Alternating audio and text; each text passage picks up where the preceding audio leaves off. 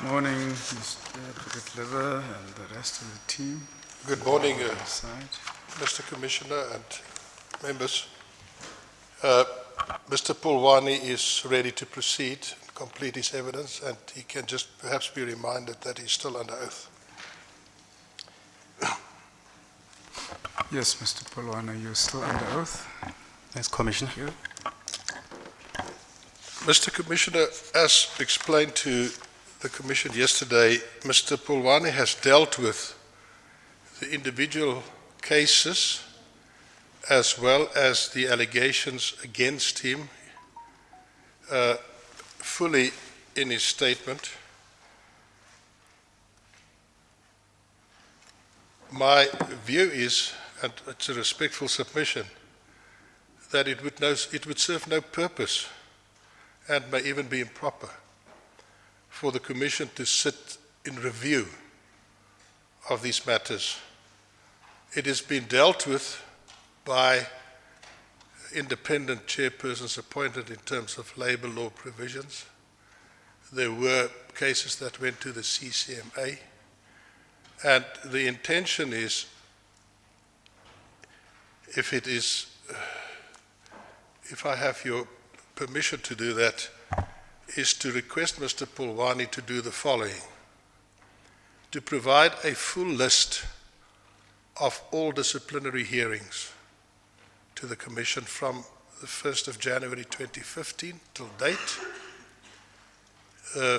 details of the charges, the outcome of those hearings, what percentage of those hearings went to the CCMA, the outcome of those hearings, a list of grievances filed by employees, the nature of those grievances, and the outcome of those grievances, so that the Commission has the full picture of the disciplinary processes in the PIC for the period that is before the Commission.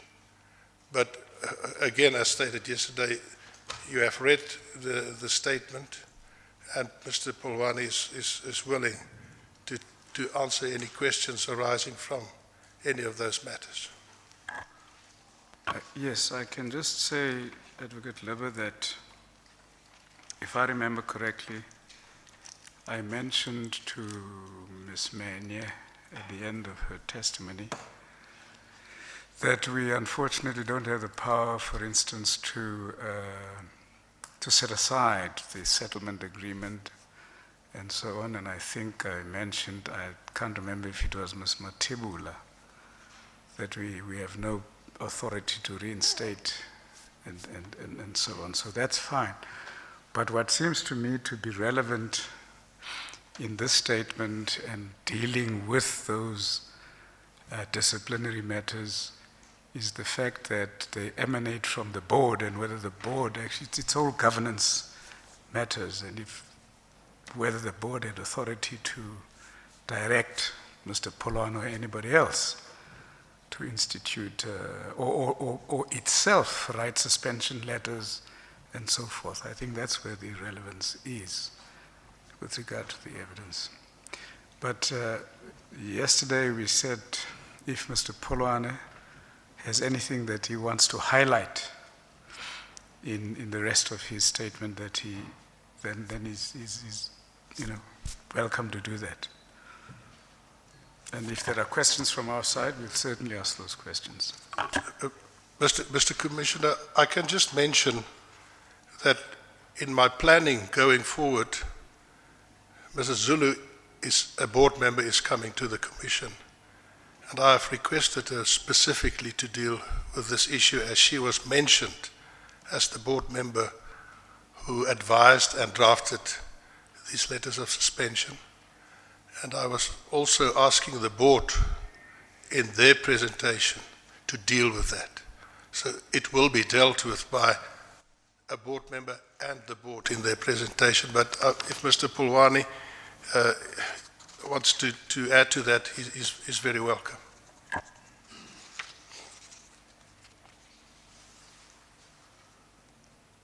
All right, you can carry on, Mr. Pulwani, whatever you want to do. Commissioner, good morning, Commissioners. I had obviously written my responses, particularly to the allegations relating to victimization from page 19 to around 39. Closer to the mic, please. Pull it closer to you. From page 19 to 39. The areas that I want to emphasize on the general remarks section, I think it's important that I present that for the record. Based on the statements of the various employees, the alleged victimization and or intimidation Sorry, can you just refer to the paragraph you... of, that's paragraph 4.5 on general remarks on page 20.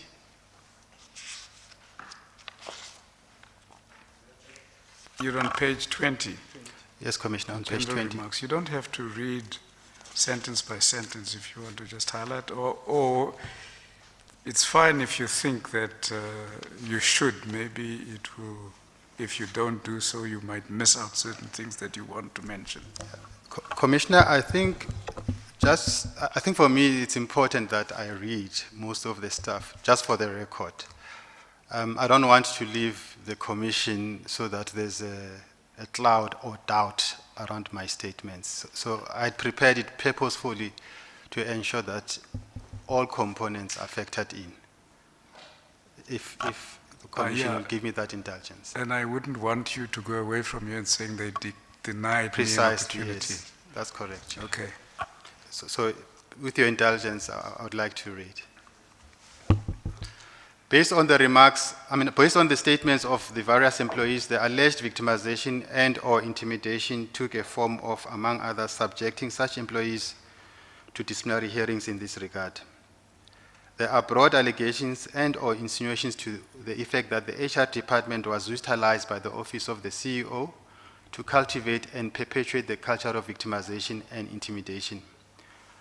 I wish to point out that by virtue of the fact that the Human Resource Department is the functionary within an organization that is tasked with the primary responsibility of leading disciplinary charges for and on behalf of the organization for the administration of discipline within an organization, it is not inconceivable that fingers will always be pointed towards the head of the HR department. I do not think that I am an exception to this reality. Sorry, can I ask you a question in relation to that? Because I think that's correct. I'm not disagreeing with the statement. But disciplinary hearings that are that frequent in an organization points to a different problem. To what degree was disciplinary hearings a first resort, a last resort? What steps were taken to address the issues? Because in all the ones that have been presented to us, it's almost like there's an action, a reaction, and a disciplinary. What engagement with people is the norm? And I'm not talking only about the ones you've spoken to. Yes. As a norm, it seems to me that disciplinary plays a very big role in dealing with issues that are human resource related or corporate related and functioning. Do you think that, given your experience and work elsewhere, is there a greater tendency towards disciplinary as a last resort in the PIC?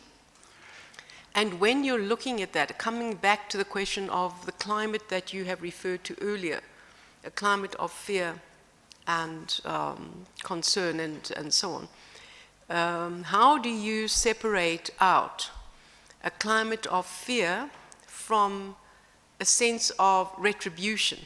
Why would I be afraid to do my job or to answer or to query if there wasn't a sense of retribution in whatever form?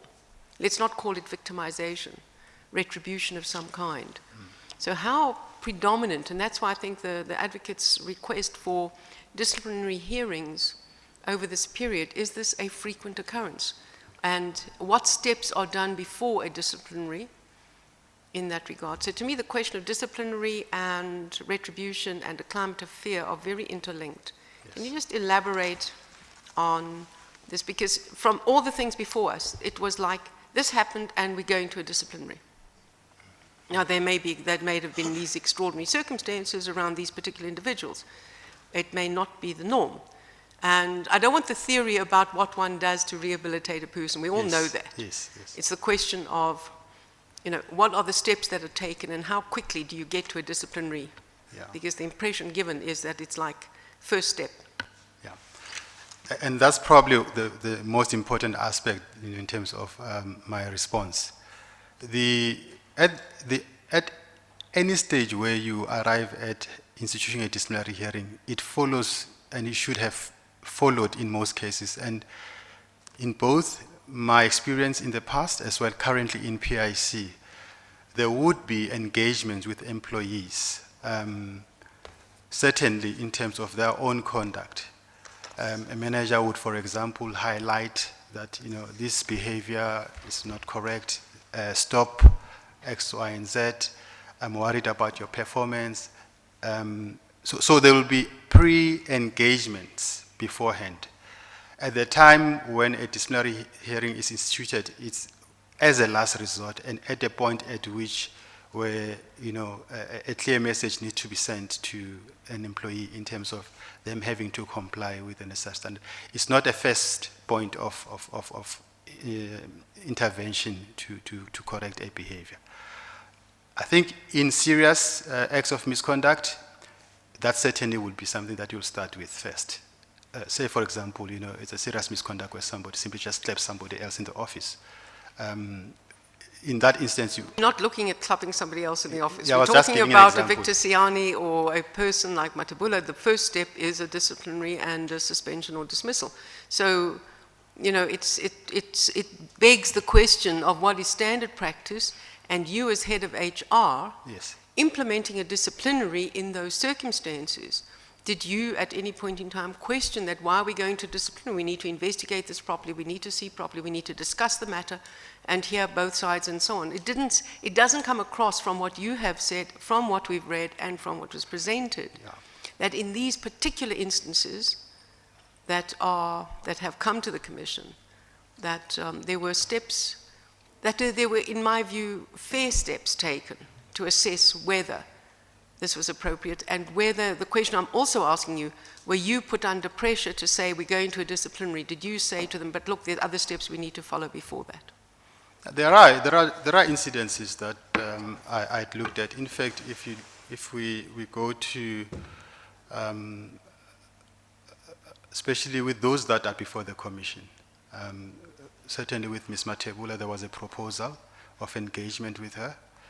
And I must hasten to say that in that proposal, obviously, one could either look at it and suspect if that was, in earnest, but in fact, there was a proposal to look at alternatives in that regard.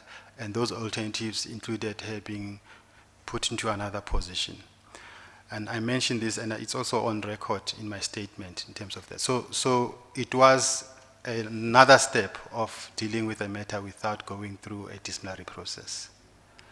Similarly with Mr. Paul Makula, that was also presented to him. So the specific cases that came through here, there were attempts to resolve them other than going through a disciplinary process. But let me ask you whether there's an allegation against me, and my option to not face a disciplinary is to be removed from my current position, which I don't think I've done anything wrong in, and given another position. Is that fair? No, certainly that won't be. But obviously, when there is an allegation which is substantial and something that needs to be responded to, is something that will then go through to the disciplinary process, and that's why the disciplinary process will be chaired by an independent person who will then assess the validity, or if these are trumped up charges. I think that's a process that would ensue, so that fairness is then obtained on both parties. So it's important that the process itself, before and during a disciplinary hearing, that both parties are afforded an opportunity to deal with whatever the allegations are, and also to deal with issues that one party has advanced to the employee, in other words, the employer. Have they done it fairly? Have they made, like you say, Commissioner, have they taken appropriate steps to ensure that, we don't get up into a situation where an employee is put under a disciplinary process and an adverse finding, and then their livelihood is jeopardized as a result of that. So I think it's important to look at that. The issue of whether an employee, from instance, is innocent, I would always advise, and there are incidents where I would advise the CEO, including managers in the business, who would come through to me and say, Chris, look, this is what's happening, what do I do with this employee? And I would say, why don't you put them in a performance improvement program? There are many instances where that has happened, and I can actually provide information to the Commission to say there are many incidents in PIC where it has happened where employees who, if there are issues of performance, I will recommend performance improvement program. I will recommend have stricter approach towards doing this. And then if this does not help, then obviously you would then look at disciplinary as another form in which to ensure that employees are compliant with what they need to do. Okay, thank you. Perhaps I shouldn't have interrupted you. Go on. Thanks. But can I follow up on that with your leave, Mr. Commissioner? If we just compare the situation of Dr. Machela and Ms. Mori, very serious allegations against them in the emails that circulated. The board met to suspend them, but then they were given the opportunity, a full opportunity, to address the board why they should not be suspended. And the board changed its decision. Now, you compare that with Ms. Menye, Fidelis Madavu, Victor Siani. They were just, without any opportunity, handed letters of suspension. You understand the perception that creates in this organization? I can respond to that. I think from the first instance, the allegations that were leveled against the CEO and the CFO at the time, and by extension I may also include myself because there was one allegation that was also made against me as well. I was not part of the board meeting that first made the decision to conduct an investigation. So it seems to me that the board had first made a resolution to conduct an investigation using the internal audit. Whether that was the best decision, I think a number of forums have actually made a determination that, and I know a case in point in a disciplinary hearing that I was involved in of Mr. Maisela, where the chairperson of the hearing was scathing in terms of the approach of the board. And I think that's where we get the benefit of independent chairperson, Commissioner, is that, they don't look at matters, with one view or one narrative. They look at matters in terms of all the information that comes before it.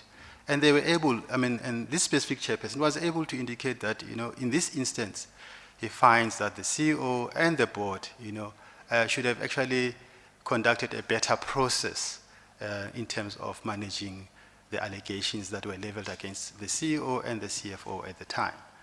And I want to believe that, the Commission has record and information with regards to how that process was dealt with, and maybe there's no point in me dealing with that at this moment. But what I wanted to stress is that, the process of investigation ensued in that case, no matter how, short-changed it was. And then later on, of course, then there was a more intense process in investigating the allegations against the CFO and the CEO at the time. And then with another, I think it was a Butlender forensic, and that's where probably issues were ironed out in terms of what really happened with regards to those allegations. So it does seem certain processes would then be investigated with specific employees, and including the issue of Mr. Siane and also Mr. Madavu. There was an internal audit report, and if you recall, and that's why maybe Commissioner Lidikha yesterday was saying, but Chris, this is what you said at the Commission. I said, I did not have the benefit of the report at the time they were being suspended, but I understand that there was a report where it implicated Mr. Maba, and many others, in fact, by the way, and which I think the process is currently in place to correct even some of the employees that are implicated with regards to that transaction, and also with regards to the findings of the internal audit report. I think what's important for the Commissioner is that obviously there are instances where you'd want to assess whether a suspension is warranted or not warranted. Where there's a report that points out that a suspension is warranted, a suspension will be warranted. And maybe it's also important that when we look at a suspension, although it will have serious effect in terms of maybe a brand of a professional, in terms of you've been suspended, but the essence of the suspension is to ensure that a thorough investigation is conducted. Thorough investigation assists both the employee and the employer in really getting to the bottom of the things. And if there's an opportunity for an employee to clear their name, that opportunity will be granted in two forums, so there can be a follow-up investigation, follow-up interview with the employee with regards to an ongoing investigation to address certain things. Or the employee can also interdict, and I know Commissioner Lidiha will say, well, that's a cost. But all I'm indicating is that the process is not unchallengeable if it is found to be questionable. I think perhaps proceed. I'll come back to some questions later, but perhaps proceed for now. Can I ask a question here? Try to separate some issues and tell me if I'm wrong or right, just to look at the issues. If you look at the disciplinaries, these DCs, Mr. Polwane, you look at the first bucket, it would be sort of the James Nogu issues which arose there, and there you got Mr. Maisela, Menye, Matebula, who went through some of the DCs because of those issues there, yeah? And then there's the next set of issues that would be sort of performance or other issues that will be Mr. Magula and Mr. Nesane. They were not convicted or charged with James Nogu stuff, isn't it? That's correct. Yeah, and then you got the third group of people who came here. I'm just talking about people who came here. Yes. Peche, Dekker, and Ntuane. Yes. Who is a different set of things. It's not James Nogu, Yes. and it's not the other thing. So, it's important just to separate them, because there are people who went through serious DC processes, Yes. as you mentioned. The five of them, Maisela, Menye, Matebula, Magula, and Nesane, I think. And then there are people who said... Nesane did not go through. He actually resigned. Actually, yeah. yes. We're going to suspend him. Yeah. Resigned, yes. And then you got Peche, Dekker, and Ntuane, who said they were actually sidelined, okay? So as you speak around these issues, maybe I would like you to also dwell on these three, Yes. who it's a separate matter. I think the two groups we probably do understand, what has happened, but also deal with those three. Yes, I had. Am I correct in characterizing? I think you're perfectly correct. And I think part of the request from Advocate Lebe also was to provide a full list of the disciplinaries that have happened in PIC. And I think that will give a full perspective of the processes followed, the incidences, and then you'll be able to see, and I like the approach of bucketing. We know this is James Nugo related matters. What are the motives? We know that. But then we also know the general, operation of the business where there's discipline for this reason and that reason. I have a full list of all of that. And also in areas where the disciplinaries have been recorded, particularly with the main ones, I'd made commitment that a record of those disciplinaries will be submitted, because they were recorded, so that the Commission can apply itself in terms of information that was evidence there, how it was, the witnesses who were cross-examined, information that determined the judgment. So we have a full-on picture of exactly what transpired there. And I think it's only fair that all facts are put on the table and the commission makes its judgment. So that I'm prepared, and I did say I volunteered to provide that, because it was important to ensure that, all of those are recorded in the minute. Yeah, and I forgot to add Ms. Pala in the last grouping, Ms. Pamela Pala, because she was in the legal department and she said she had some issues there also. Can you remember that? She was here. Yeah, I'm aware she was here. Yeah, Pamela Pala. Yeah, I'm aware she was here. Yeah, I'm not sure specifically what her issues from an allegation point of view, but I can indicate. Yeah. So what I did in my statement, say where there's supplementary information that's required, I would make a statement and submit to the commission as well. Okay. For that to happen. Yeah. But there are buckets, another bucket that I can deal with. Maybe let me go through the general statements, then specifically focus on those other three that you've mentioned. I think that given that we're having this conversation, perhaps it's time to also just, before you continue, I'd like to just get an understanding from you how you see the report from Mr. Ndadza, that when there was an issue around him, he actually had no work on his table, that he was moved to a different position, but there was absolutely no work, he had nothing to do.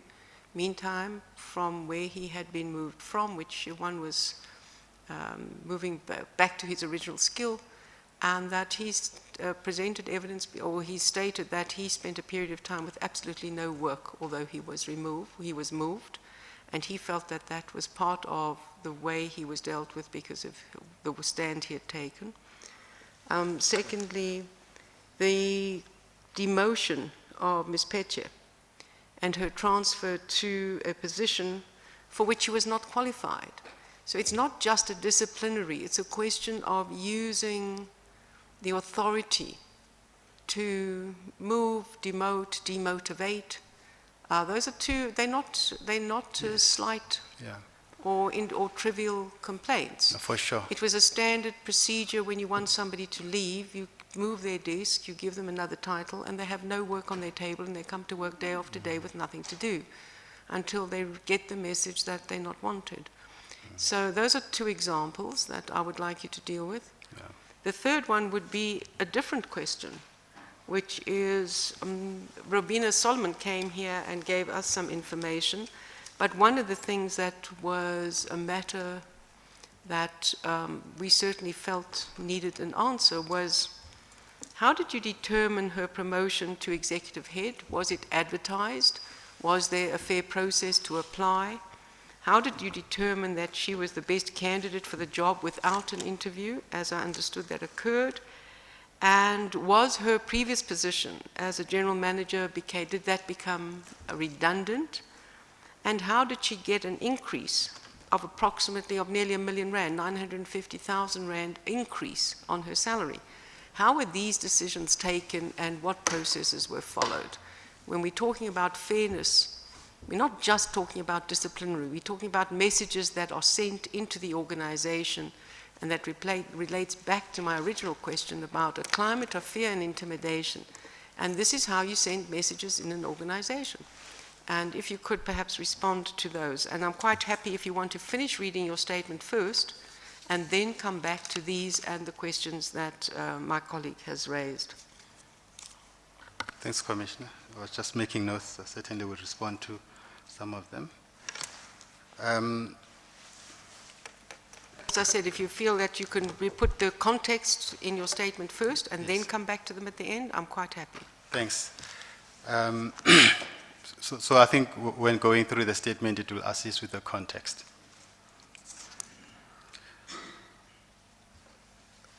I was on 4.53. I wish to advise and assure the Commission that the HR department under my leadership has always acted independently and objectively in assessing allegations of misconduct on the part of employees brought to it by other units within the PIC, including the Office of the CEO. In this regard, the fact that almost all the employees who made these allegations and who went through a disciplinary hearing were found guilty of the charges they were facing, including of serious misconduct, by an independent chairperson or a body such as the CCMA is a testimony to this fact. I further wish to point out that in all these cases, the chairpersons were advocates, the majority of whom are senior counsels. Furthermore, different counsels presided as chairpersons in almost all of the disciplinary hearings. It therefore would follow that in order for these allegations of victimization to hold, all these senior counsels and or the CCMA commissioners must also have been part of the machinery that was used by the CEO and the CFO or myself to victimize or intimidate employees. In this regard, I leave this to the Commission to make a call. And that's the part where information to the Commission will be submitted in terms of the record of all the disciplinary hearings. I also wish to highlight to the Commission that none of the employees who are complaining about victimization and or intimidation alleges that the HR and or the PIC in general is not acting on similar acts of misconduct by other employees. And this is the part that covers Commissioner Lidiga's question. It is my view that in order for them to sustain the argument that disciplinary proceedings are used as a mechanism to victimize and or silence them, they have to show that there are other employees within PIC who have committed similar acts and in respect of whom no action is taken. As a matter of fact, the PIC has consistently been taking and continues to administer and instill discipline indiscriminately without fear, favor, and prejudice. Further, as pointed out above, the Commission, PIC Commission, a climate of survey on 27, the report of which is annexed in terms of the survey. I think we dealt with that one. There are also other allegations and insinuations to the effect that the HR department failed to act against the CEO by, for example, not initiating disciplinary proceedings against him when allegations of corruption and or other similar misconducts were made against him. I wish to highlight that in terms of the PIC's delegation of authority, the HR department does not have powers to initiate disciplinary proceedings against the CEO.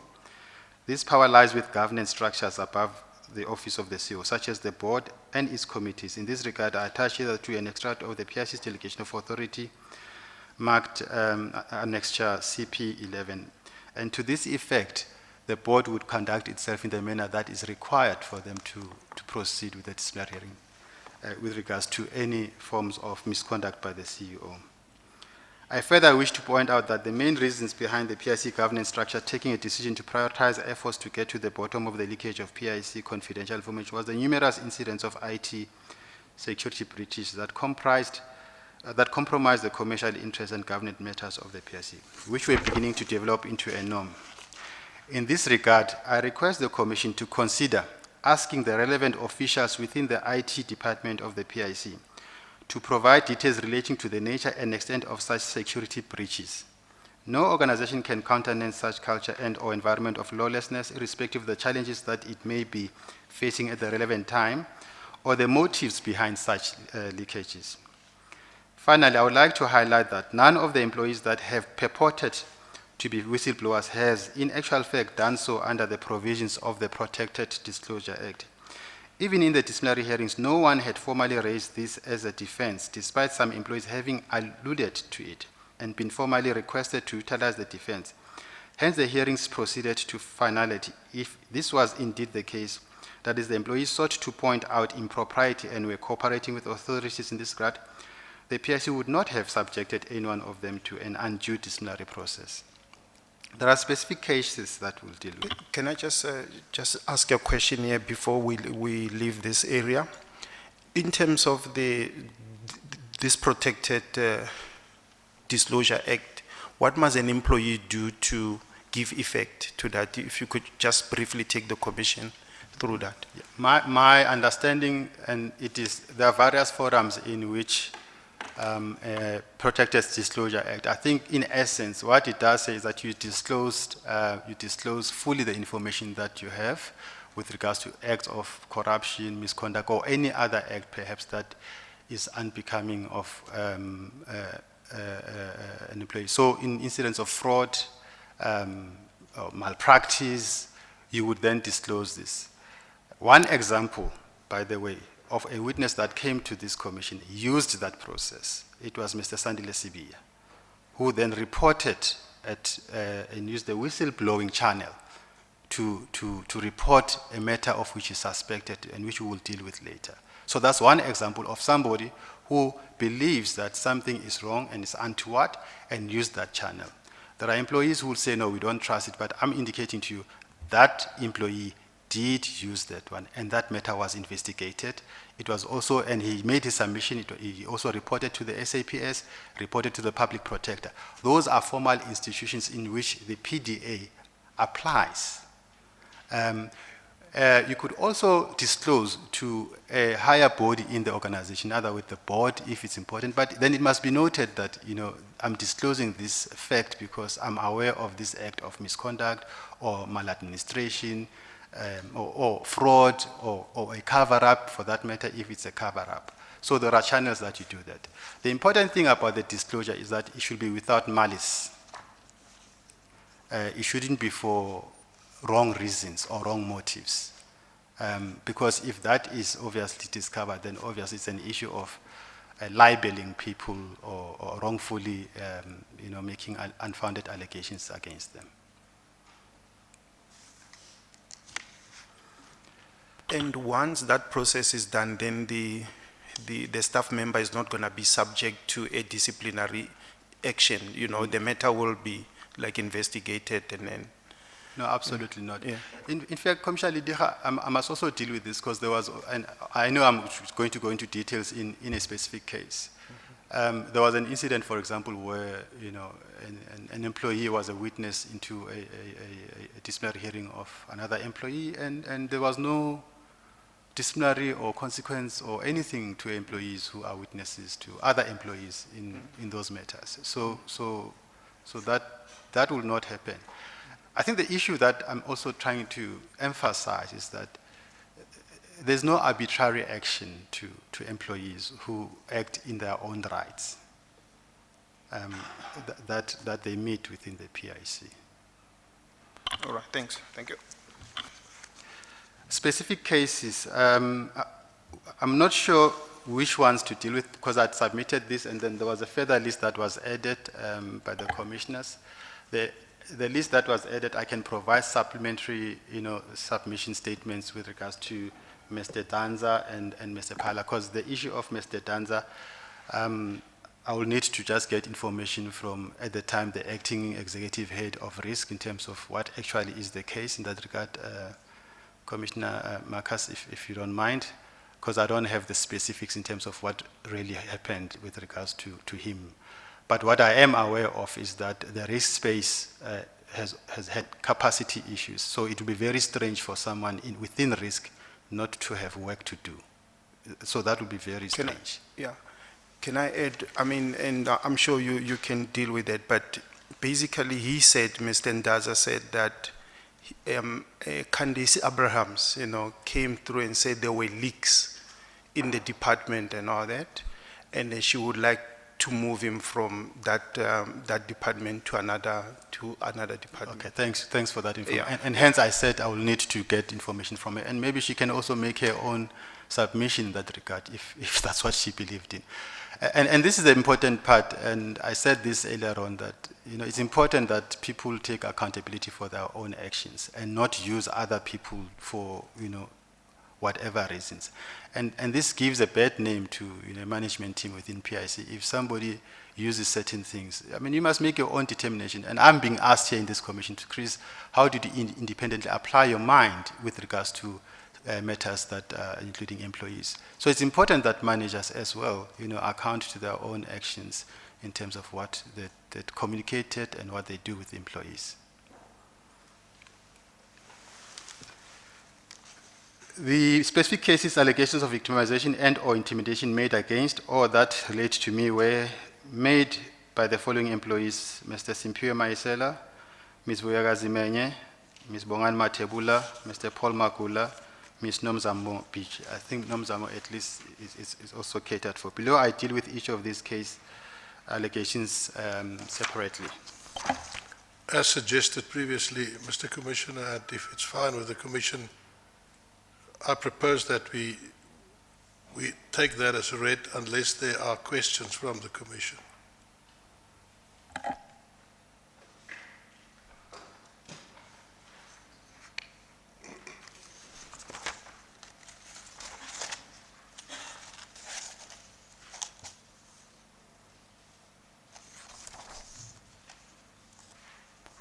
It doesn't seem.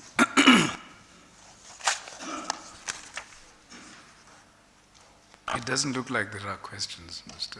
Thank you, Mr. Commissioner. Then we can move to the next topic, which is a very important and relevant topic, and that is the remuneration and incentives topic on page 39, paragraph 5. Mr. Pulwani, I would like you to really deal in detail with these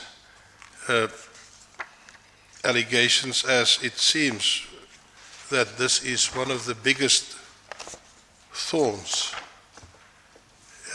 in this organization, where there is a perception that things are done behind the scenes, that there is no transparency, things are changed without consulting employees. Can you please assist the Commission on this topic? So just to be clear, we're moving now to section 5. Is that correct? That is correct. But I'm sorry, Commissioner Ledihast seems to have questions Thank you. in Thank you. previous section. No, I just wanted to check. I mean, the other stuff like Maisela, Matebola, it's fine. We can read through, but I wanted to ask you about Decker and Peche and Ntuani and Pala, whether you got any views about their issues. As you know, Decker was about, Ms. Decker, about the COO position being, whittled down over the years and all that. And Peche was about being shifted from PR, I think, or media, to a different department. And Ntuani was just, when he started to report to the CFO, the relationship collapsed completely. And and then he was sort of theft out at some point. Yeah. If you got some views on that. Okay. Can we just add to that Ms. Pamela Pala, Yeah. who was the acting head legal and was just moved sideways and, according to her evidence, just ignored. And to remind you that you need to respond to the questions about Rubina Solomons. Yes, yeah. I would give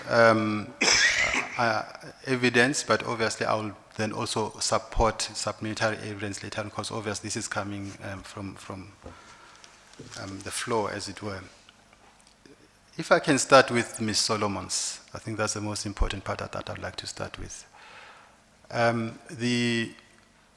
I think it was 2017 thereabout where we made a submission, and in my initial submission I also dealt with her matter, that her position became redundant. And you'll also see, even when we had our restructuring, positions that are redundant would give the first appointment to the person who's more affected to a position. With regards to whether her skill sets match, her skill sets do match, her qualification and experience in that regard did match the position that she was absorbed in. We refer to that process as an absorption process. People would indicate that it's promotion. Then the part around her remuneration, PIC conducted a market survey, market positioning, and I will submit that to the Commission as well in terms of what the PwC report on PIC salaries were and its market positioning were. And there was a large-scale adjustments of salaries within PIC in that regard. I've also got a report to submit to the Commission in that regard. So she was no exception to a number of people and employees that received packages. In fact, I would venture to say that the average increase that was received across the board using the salary adjustment of the PwC report varied between 30, 33, and in some instances 50% of increases that employees got. The motivation for that partly had to do with the diminishing total reward component of PIC. What I mean by diminishing total reward was the impact and effect of the incentives and the bonus scheme, and I will deal with that later on. So when you look at a total reward, you look at total guaranteed pays, you look at benefits, you also look at incentives.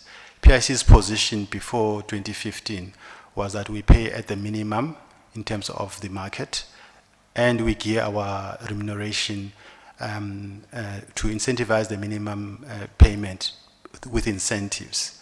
But now the incentives having been reduced and experienced a reduction, they needed to have a balancing act in terms of a total reward for, and then an independent survey indicated, first, you would look at investment professionals. I think close to about 60% of investment professionals were, if you look at the total reward, were paid below the market. So that needed some attention to do, otherwise you won't be able to retain them.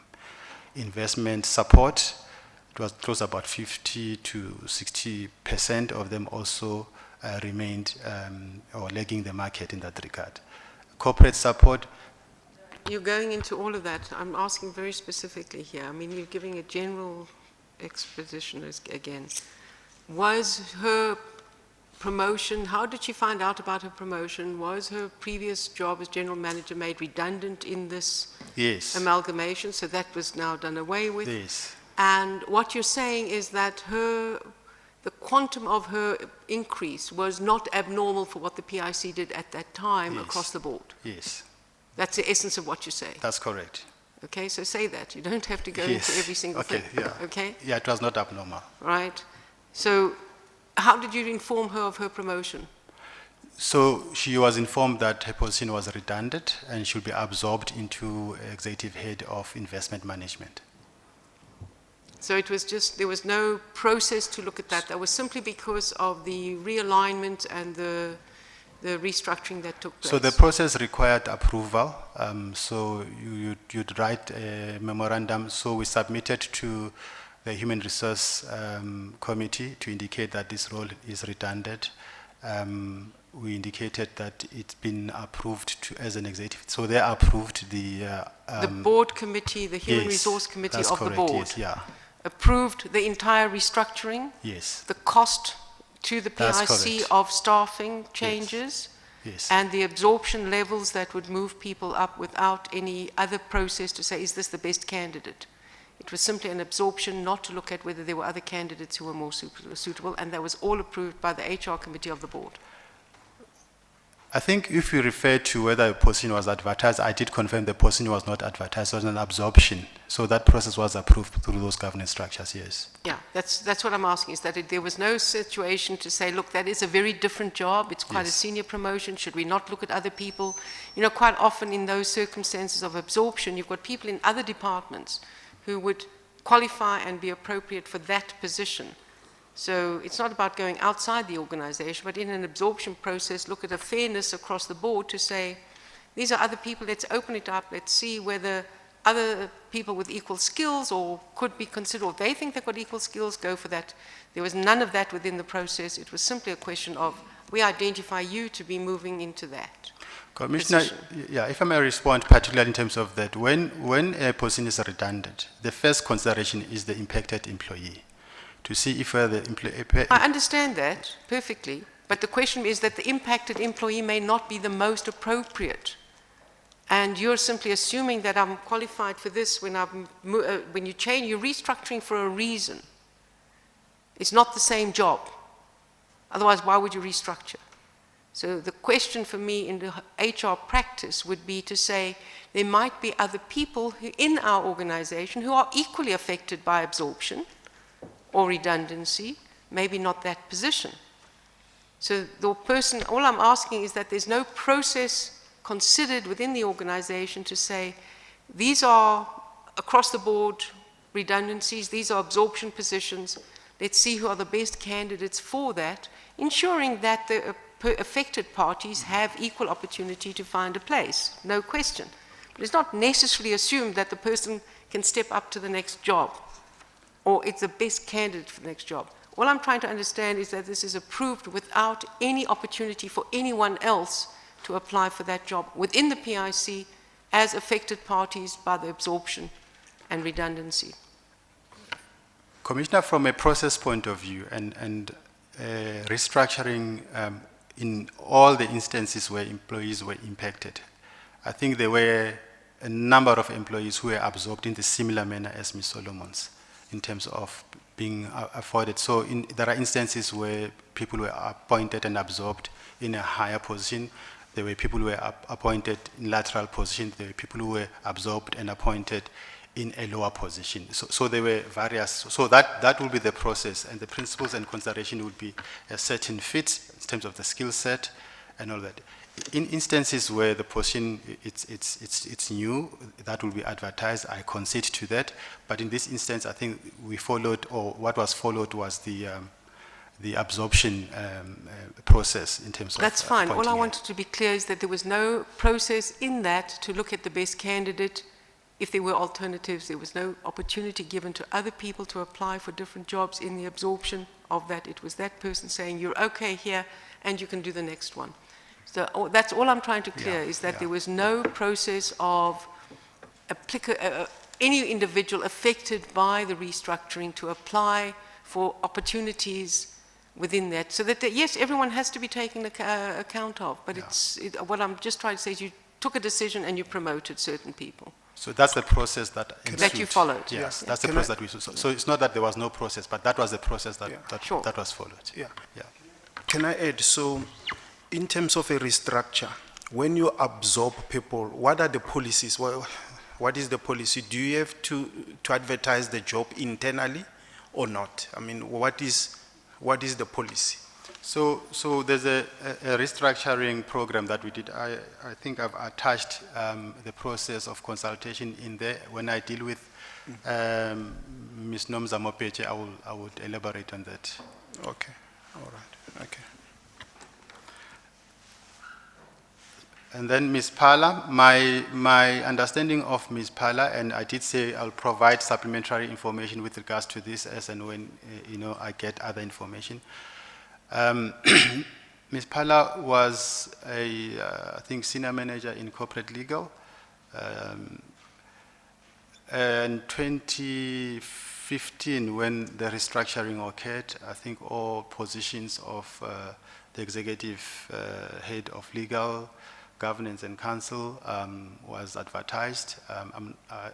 So that's a process that Commissioner Marcus alluded to earlier on in terms of those ones. Ernest was the candidate that applied and interviewed and went through that process. I will need to check my records in terms of whether Ms. Pala did apply. So if whether that process put her on the sideline, I don't know, other than if the position is up there for a person to apply. It's every candidate's responsibility to make sure that they then take their CVs and go through the process and see how that comes out. And if in the event that they're not happy with the outcome, I think they are able to lodge a grievance to check if whether, the recruitment process was unfair. In that instance, an independent chairperson can look at the transcripts of the recruitment in terms of people who set as a panel, what notes they have.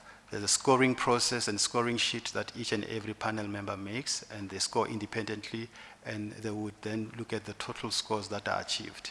So that process, is open for scrutiny, and that can be checked as well. So if you would like to indulge me, I can provide information with regards to those positions that were advertised at the time, who applied, and the scoring sheet, because we have a full record of anyone else that has applied for that position. In that regard, that will be. I'm not sure what other aspect I need to deal with Ms. Pala, but that's the only part that I can deal with. The issue of her being sidelined, I think that would be a managerial issue, but it has not come to my attention that she felt sidelined. I will have to check. I work with Ms. Pala quite closely on a number of issues. She does provide advice. I will be privy in the instance where she made complaint. I'm aware of issues in terms of interpersonal relationships with various managers and various people. So those are issues that I would consider general. But if those are issues that are said to be complaint, Ms. Pala is a person that advises people on grievances in disciplinary areas. I think she would have lodged a grievance in that regard. And I think she still has an opportunity to do so if that needs to be taken further. All right, no, it's fine. We'll ask Fed and then Yeah. you can supply a supplementary And affidavit. then who else? So I dealt with Ms. Robina Solomon. So do you, Decker, Ms. Decker, and then Mr. Yeah. Ntuane, and then Peche you'll deal with? I'll deal with, yeah. Ms. Petro Decker was part of the old structure when I joined PIC. I think she was Chief Operation Officer. COO, yeah, the Yeah, full COO position then, yes. Yeah, so she was a COO at that time. She was responsible for the corporate affairs, corporate services, and operations. Operations in this instance was, I think, there was a SHE, space safety and security. There was the corporate services in terms of the division that provides facility management to some extent. Because that structure was the old structure, so the old structure I'm not too familiar with it, but I'm aware of the new structure. Then we went through a restructuring process. In the restructuring process, she was appointed as executive head, corporate services, and in that position she had corporate affairs and corporate services in terms of that, because that then fitted the portfolio in her case. Her role was not diminished. I think she was also F1 to F2, similar with the other executives that were at the F level. I was F1 as well. Ms. Ntuane, I think, also was F1 to F2, so that was the range of the executives. So it was a similar grade range. The only difference would be the investment professionals. They will have a higher grade range than the corporate support professionals in that regard. So in terms of her role was within what that function looked at. The difference between the executive head, corporate services, and the COO position, you'll recall that in terms of the MOI, you had the CIO, the COO, and you also had the CFO positions. So when that restructuring happened, those positions were done away with. So her role in that respect, some functions of that role would then be performed in other areas. I do know that, over a time, in terms of PIC, if you look at the COO function, finance at some stage used to report to COO. And that has changed, and that evolves. I think organizations do review, restructure, have an operating model, and that changed. And I think that's the change that impacted in terms of what was within her portfolio at that time. But I can provide more information in terms of that, Advocate Libe, in terms of the restructuring process, specifically on her part. Yeah, which is still strange because in companies where you go the COO, the CFO reports to the COO. Do you agree? Well, it depends the size of the company, the nature of the company. So, you see, reporting lines, I don't think they are almost like standard, except for the chief executive officer position. That you'll find in most companies that it has specific direct reports that report to it. So I don't think we can accept that COO would have CFO or any other persons reporting to it. Let me give you an example. When I was at ABSA, so you have a COO and you have a CEO. Divisions that report to the COO, at that time, I think around 2005, you'll have the retail banking business. In other words, your all and sundry type of banking that reports to that. But you also had operations, which the COO did not run. You had a certain person running operations in that structure. So I think it's got to do with organizational structure fit, the purpose of the organization, how it wants to model itself.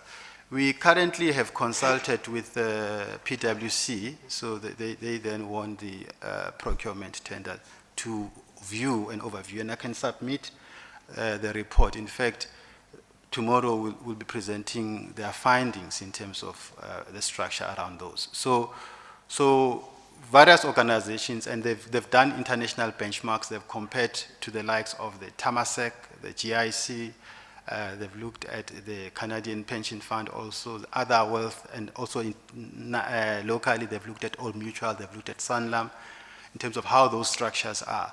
So it's not a given that a COO position would have these functions reporting to it. It depends what the business is looking at. No, So that's it's not a given. Yeah, no, that's fine. That's fine. Can we ensure from the PIC that we get that final report? We have Yes. the draft report. It's a which draft then report had- at the moment. Yes, but there was a previous draft report that needed further work. I'm assuming from what you're saying, the further work has been done. Yeah, So this would be a report that's being tabled tomorrow to the PIC, and after tabling, can we get it, even if it's a document for the certainly, Commission's I'll make it consideration? available, Ms. Makasi. Thank you. Commissioner Makasi. And just while you're looking at the Ndadza question, I'd also like to find out what occurred in relation to Sandile Sibia.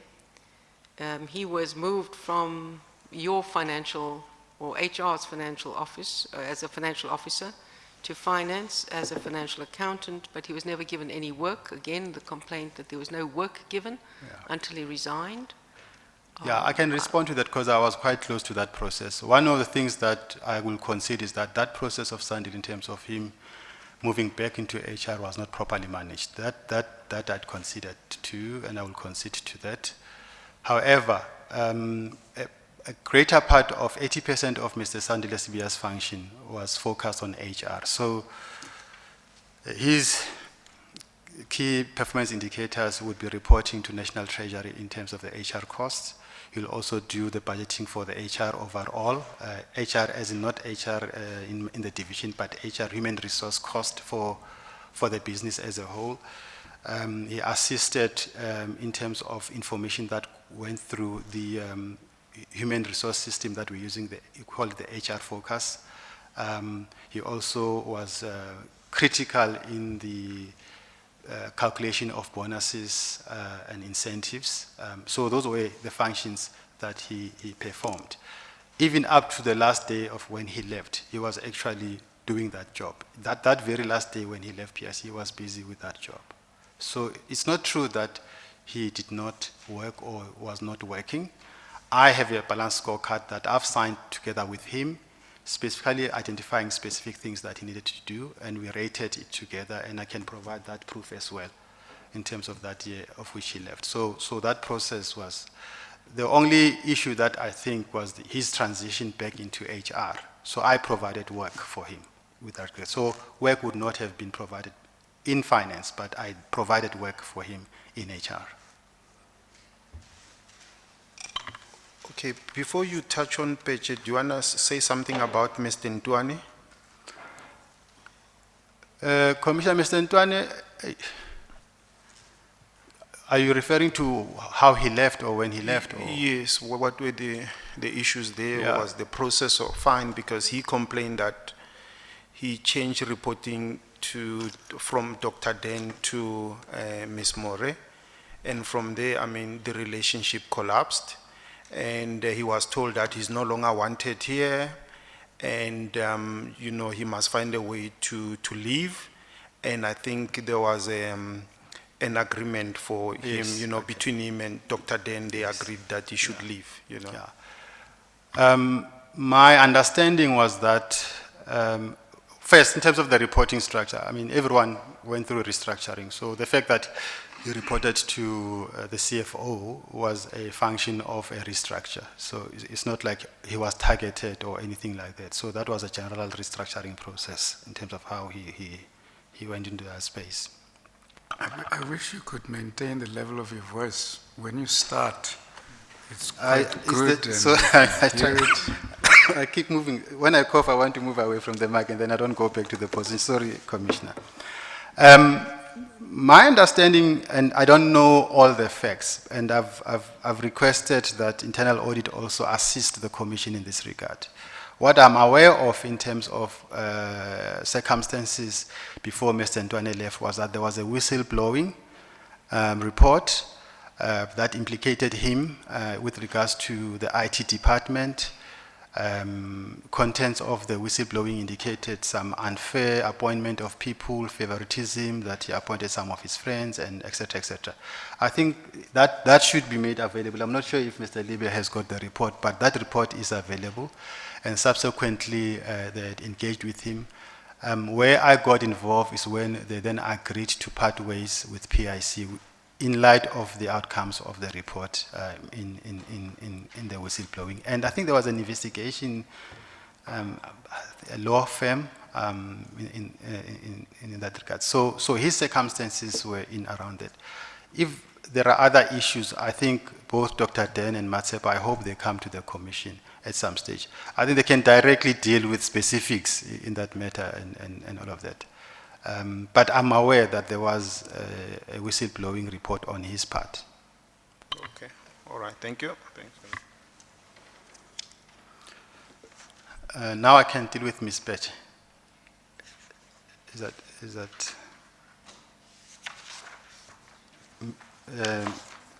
on 4.11, page 36?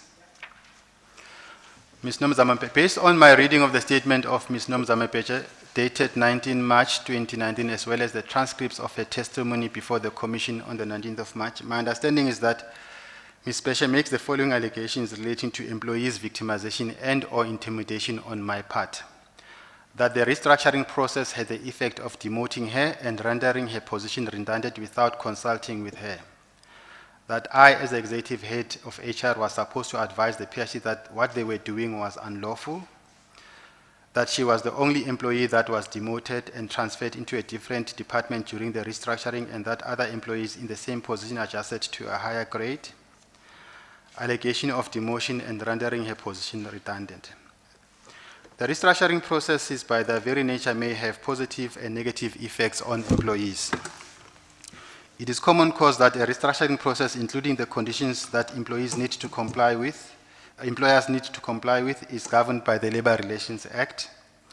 This was the case in relation to the PIC restructuring process. Consultations on restructuring process were conducted with all employees who were impacted negatively and positively alike. The consideration to absorb employees whose roles were redundant was also done through a consultative process, and employees were duly informed about their new roles and new departments. I attach hitherto copies of slides that were presented to employees as part of the consultation process marked CP23.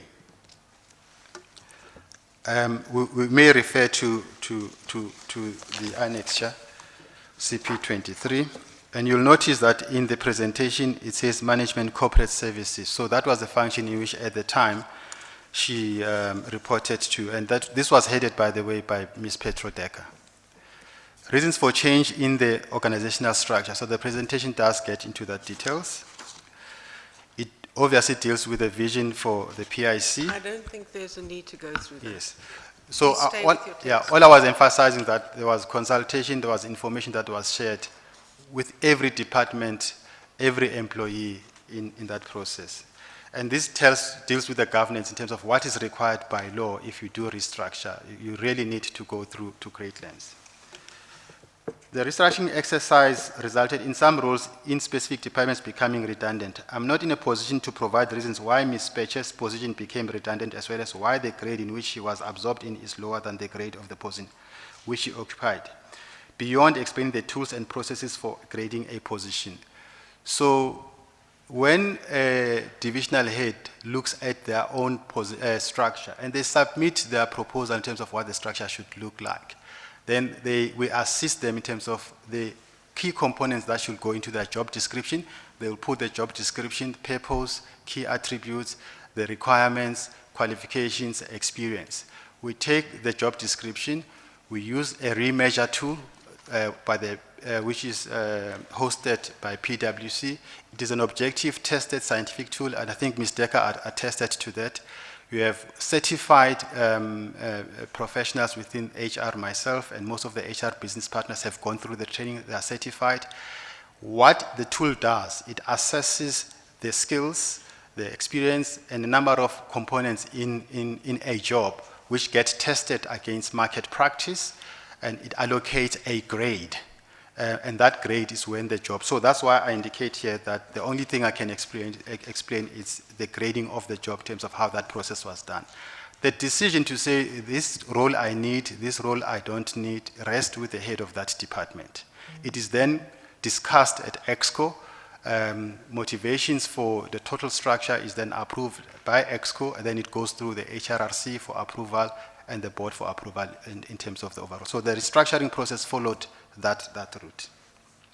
In this regard, I wish to point out that in terms of case law, when an employee's job becomes redundant, an employer has a duty to identify alternative roles for an employer, rather than to retrench that employee. To this end, I refer to the following extract from the judgment in the case of Andre Johan Oosthuizen vis-a-vis Telkom SA Limited, which dealt with a situation where an employee's job became redundant as a result of a restructuring process. Open quote. In my view, an employer has an obligation not to dismiss. I'm not Commissioner, sure I you don't need to think we read that need quote. to read that. Yeah. So I think what's important is that the process follows the law in terms of the labor legislation with respect to restructuring and how you deal with employees that are redundant. So the employer has a duty to employ and allocate. One of the questions that was alluded to was with regards to whether, the skill set. So even in that regard, there's a reference to that. I further wish to point out that it has become tried in our law that employers are entitled to unilaterally change employees' conditions of service to save jobs. Allegation of failing to advise the PIC properly, as per paragraph above, the process that the PIC followed was both procedurally and substantively fair. Allegation of unfair treatment, it is to be noted that Annex CP24, that a number of employees were negatively affected by the restructuring. It is therefore incorrect that Ms. Peche is the only one whose job became redundant and who was moved to another unit. So in that report, there's a report of all the employees impacted, and it is quite detailed in terms of job titles and in terms of what changed, the grades that changed, and those that were changed negatively. And you'll notice that there are employees whose grade also were lowered in that category of saying category B of employees changed grade negatively. There was employees in the risk management department, enlisted, stakeholder. Also, you'll notice in the IT space. So it gives all the employees affected. So she was not the only employee. And all of the employees were consulted in this regard. Just a question there. I mean, she spent a lot of time in the media PR space for like 15 years or whatever, 20 years, if I can recall. But then she was moved to ESG, in an area where she didn't feel very confident, confident about, I mean, how does it work? How can you transfer someone from such a, where she's got focused, she has focused on, and then to a new area where she must train again and all that? Yeah. So, Commissioner, I think the first consideration, and you probably would say, well, does it really matter? The first consideration is to ensure that no one loses livelihood in terms of jobs. So, as per the case law indicates that in an area where a position is redundant, the employer has a duty to ensure that an employee is absorbed somewhere. In fact, there's another case that deals specifically with the skills issue that you are alluding to. I just did not include it here. What the case indicates that the employer has a duty to reallocate, retrain, reskill. In fact, if you look at large-scale restructuring in the country, unions specifically would say, employer, instead of restructuring, look at other opportunities and areas in which you could absorb employees, re-skill them, retrain them, as opposed to putting them in the streets. In other words, if there's an environment in PIC where the skills of an employee can be developed, renewed, then you will provide that. And I would assume that ESG at that time would have been that space. The issue of whether her skill set in terms of the media space, I think is an issue that is, and as I mentioned earlier on, that should be dealt with Ms. Petro in terms of what was her decisions in making that one, or if you like, the conference of that decision with Dr. Den, in terms of, okay, I understand your model in terms of you don't want this role to be here anymore. So that's the essence of it. But the employer has got a duty to absorb, reskill, retrain, and ensure that the employee is gainfully employed. Yes, but if I can recall, she actually mentioned that within corporate affairs, there was a media position there that she could access, but that position was not given to her. And she did mention that Mr. Lakay applied for the position or similar position and got the job. Can you remember that? Yeah, that will be in her statement. Remember, those positions were advertised to the point that Commissioner Gilmark has indicated. I don't know further, and I can't recall if whether she tendered her application that regard, and that's supplementary information that I can provide to the Commissioner in terms of how she fared if she had applied for that position. And so I did say that those positions, we can submit evidence in terms of who applied, who was in the panel, how did they fare. So it's an opportunity that she would have exercised. Then to move further is that, so the question asked is that when you absorb people, do you advertise internally? Or you just decide that, okay, So- the person, this one has got a skill set that fits this, we're just gonna take that particular person. So I indicated, and I think Commissioner Gilmark went quite to great length in trying to get the sense. Absorption process, you don't advertise when you absorb. When you advertise a position as you've done. When you absorb, you say this is a skill set, you get into this position. And you'll notice that even throughout this whole restructuring process, employees that were absorbed, there was a skills matching set, and we can provide the full review in terms of what happened in that, so that the Commission is taken into confidence that that information was above board and that process was above board. We have all the details in terms of that, what happened there. So I have all the information in that regard. Yeah, so when you advertise, it's probably is broadly internal, and external, isn't it? Okay. So when you go the advertising route. Our recruitment process would advertise both internal and external. We do have a bias to consider internal employees first. But what you don't want is to lose opportunity of attracting good talent. So internal employees will be in contestation of the positions that advertise with external employees. But we go into great lengths in ensuring that the first opportunities is provided to our internal employees. I think this is in line with a clear proper talent management, because you must grow your own wood. You actually want to ensure that you have employees that are easily assimilated into new roles that they have, because then their induction is a lot more quicker. And then it's the technical skills that they will have to sharpen up in terms of their new role or other skills that they may require. And this will be an outcome of the interview process. All right, thank you, thanks. Mr. Commissioner, would that be an opportune time for a 15-minute tea adjournment? I was aiming for 11:30. We can proceed, Mr. Yeah, Commissioner. to 11:30, and then we can break That's until fine. 11:45. Thank you. Can we then deal with the remuneration and incentives, Mr. Polwani? Thank you. If you can just start in general by explaining that to the Commission. Start in general. May I go? Because I think this will help. Then I will expand more. I would have really liked the tea break. All right, I think let's take it. Thanks, Commissioner. What is it, almost 22, 25 to? We'll take the tea break until 25 to 12. Thanks for indulgence.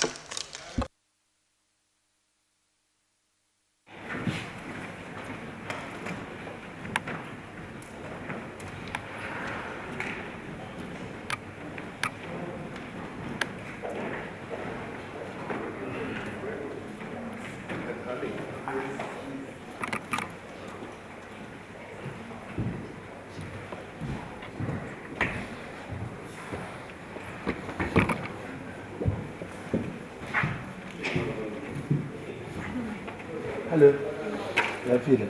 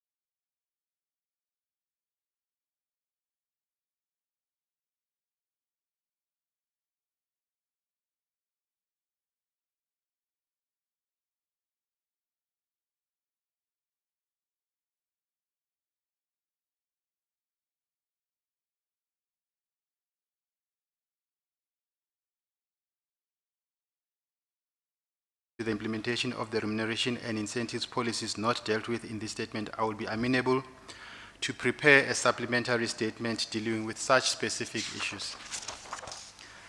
Further, I do not deal with individual employees' allegations on a case-by-case basis, but rather address the general themes that arise from such allegations collectively.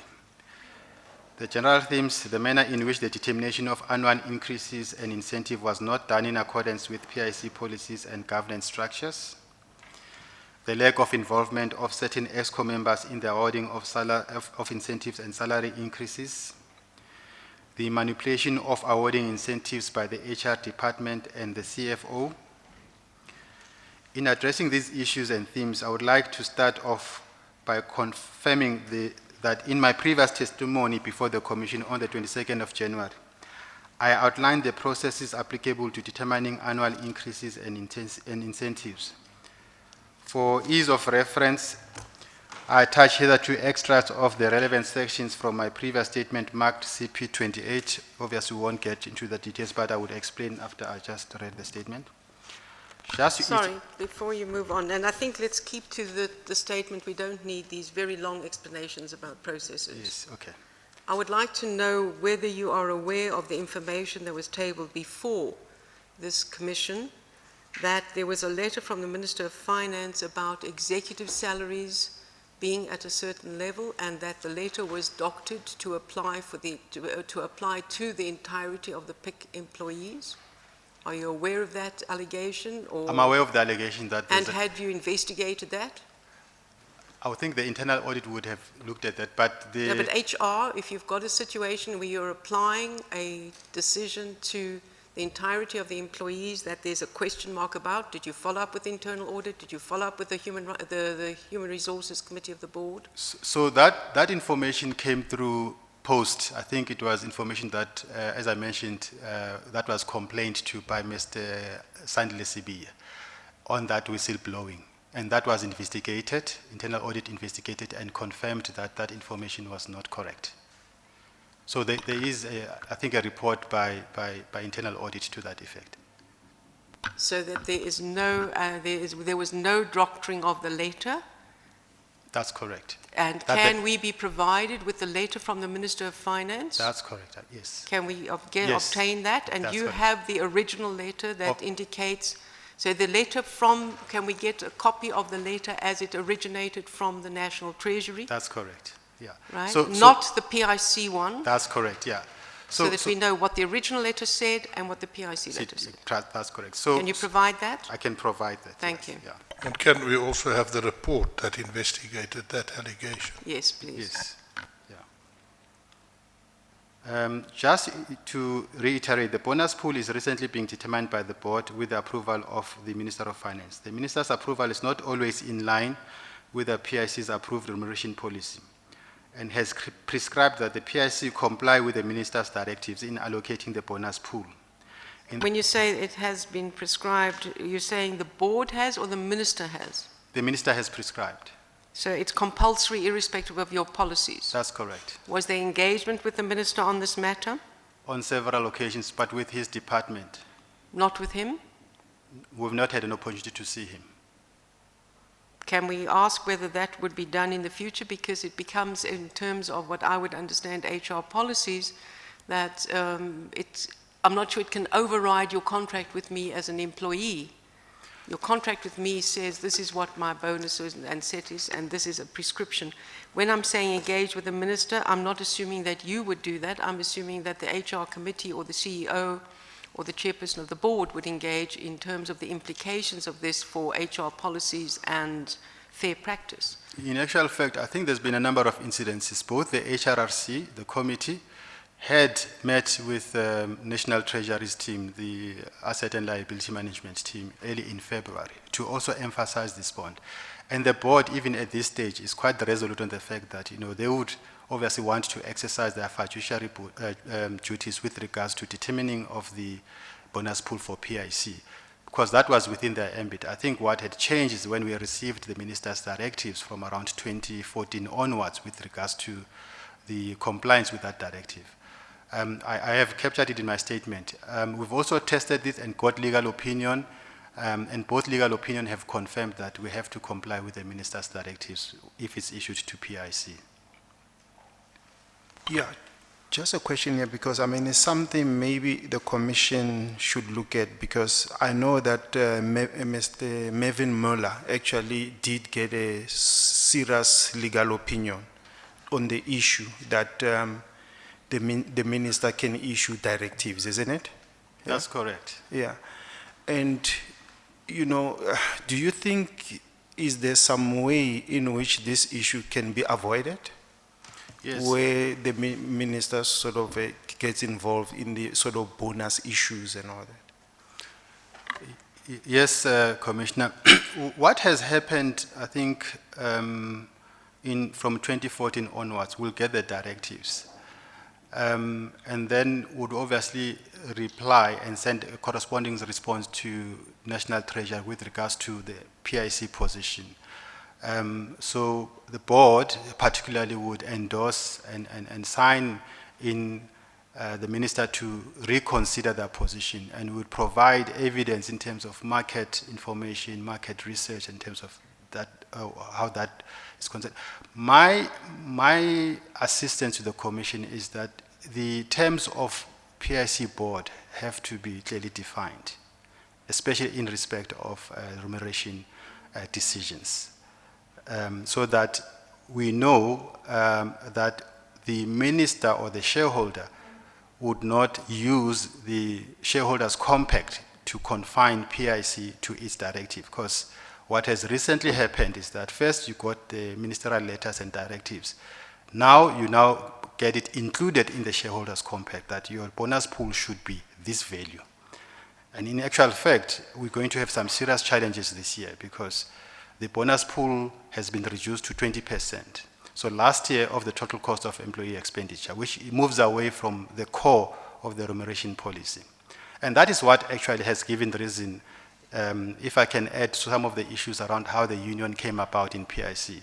Primarily, that was one of the big issues. First, we had a delay in the payment of bonus last year. Normally we would pay in around July, August, thereabout, when the financials have been concluded and all of that. Last year, we had close to up to September, where employees, and it actually got so heated up that even the deputy minister at that time, the chairperson of the board, had to address staff, and staff were quite vehemently angry around, the position that the National Treasury was taking on this one. So my submission is that, Treasury needs to be removed on the decision-making of PIC's bonus pool. The board has to have its specific rights and terms with regards to governance of PIC, and should be afforded the opportunity to exercise that discretion with regards to performance of PIC, because in any case, that's what they measure. I understand the concerns of the shareholder with regards to, performance of PIC, and maybe the impact if PIC doesn't perform, or if, GPF is compromised and all of that, that they have got a guarantor to put. But I don't think it must go in as far as getting into the operations of PIC, because you have a board that you've instituted, which I think must exercise its duties accordingly. Just in terms of the directive, the power to issue them, I mean, where is that power located? Definitely, isn't in the Act, but where is it? I mean, is it in I'll the check MOI? I'll check and confirm, but I think it's in the PIC Act that I think section 6.4, must just check and verify my quotation, that the minister may provide directives to the PIC. Oh, yes, Yeah. I think it is, yeah. So Okay. it is there, yeah. All And then also your PFMA, occasionally would say if it's of interest to so the minister may make a determination.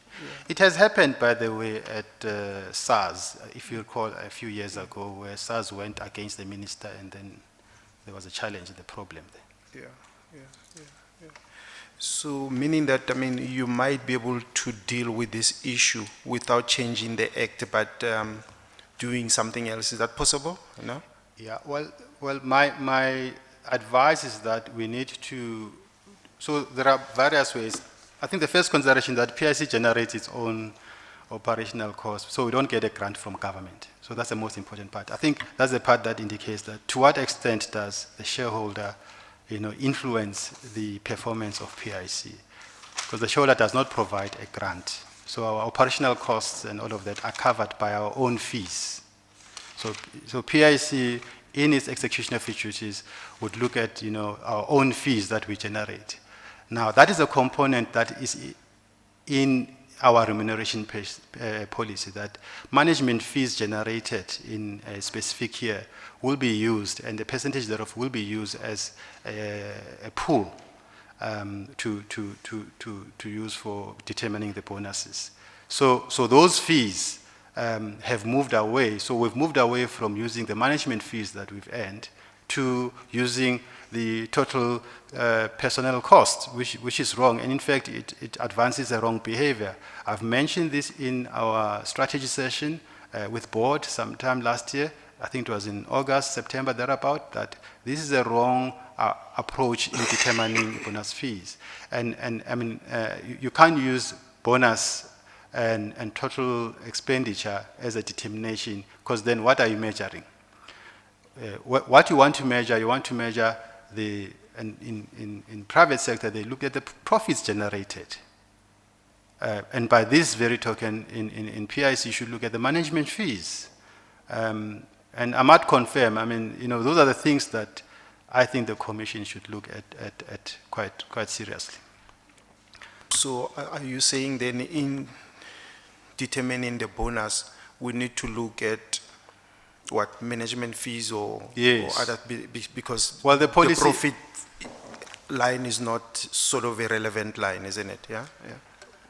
Well, the profit line is a relevant line in as far as what we consider it to be. I think our interpretation is management fees generated. Yes. But are you saying then that? So the question is, how do you ensure that the minister doesn't participate in doesn't issue directives in bonus issues and all that? I mean, how do you change that if you want to? What do you know?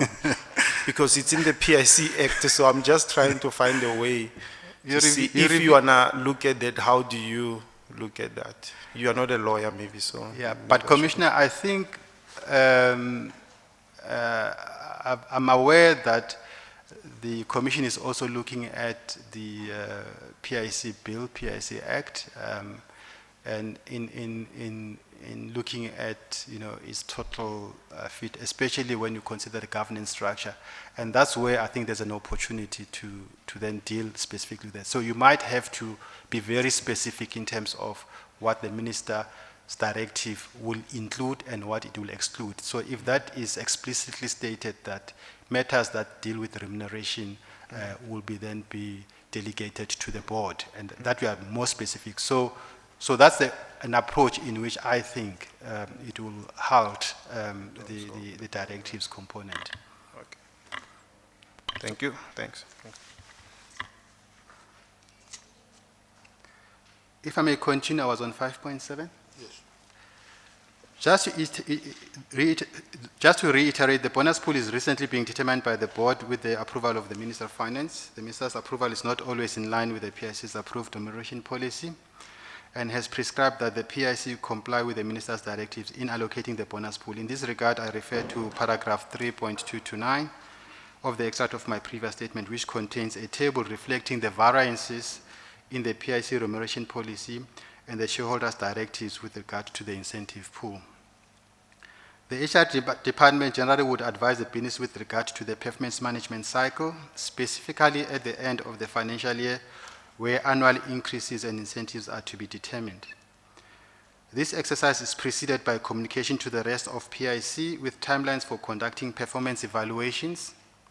Each department conducts its own performance evaluations and submits to the HR department rated balance scorecards reflecting the ratings of the individual employee and his or her manager in respect of each member of the department, excluding the head of the department.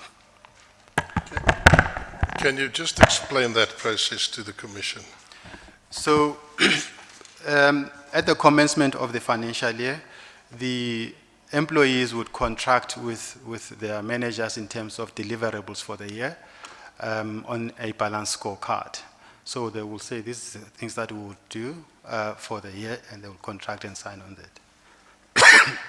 As I indicated earlier on, if our performance management cycle was complied with to the teeth. And by the way, both employees and managers have got a responsibility to see to it that that cycle, is followed if you really want to manage performance tightly. So they will then half-yearly or quarterly review if whether they're on track. Half-yearly, they will indicate if there's any alterations that need to be done on the balance scorecard, looking at the performance. Is this KPI still feasible? Is it still not? And it's a one-to-one engagement. It is a one-to-one engagement. Yes, it's a one-to-one engagement. Thereafter, at the end of that financial year, basically in terms of the process itself, the manager and the employee. The important part, and this is the part that I think from a PIC point of view, if people are to be very honest and authentic, an employee must rate themselves, because we make a provision on the balance scorecard that the employee rates, and they must rate themselves honestly. What I can, and I've been able to check, and that's why when I mentioned earlier on that, if you look at the distribution of the ratings, they tend to skew towards the right. What you find when employees rate themselves, they will rate themselves with higher ratings, knowing very well that these ratings are going to be reviewed at a moderation committee.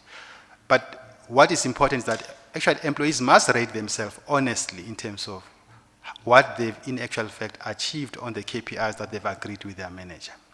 And by the same token, the manager has got a responsibility to rate that employee objectively. He must have his own separate or her own separate rating.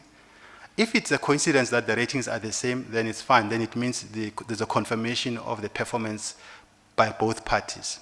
That scorecard then, and the whole department, that scorecard then gets submitted, that rating gets submitted to the HR department. We then look at all the scorecards Before and the you go ratings.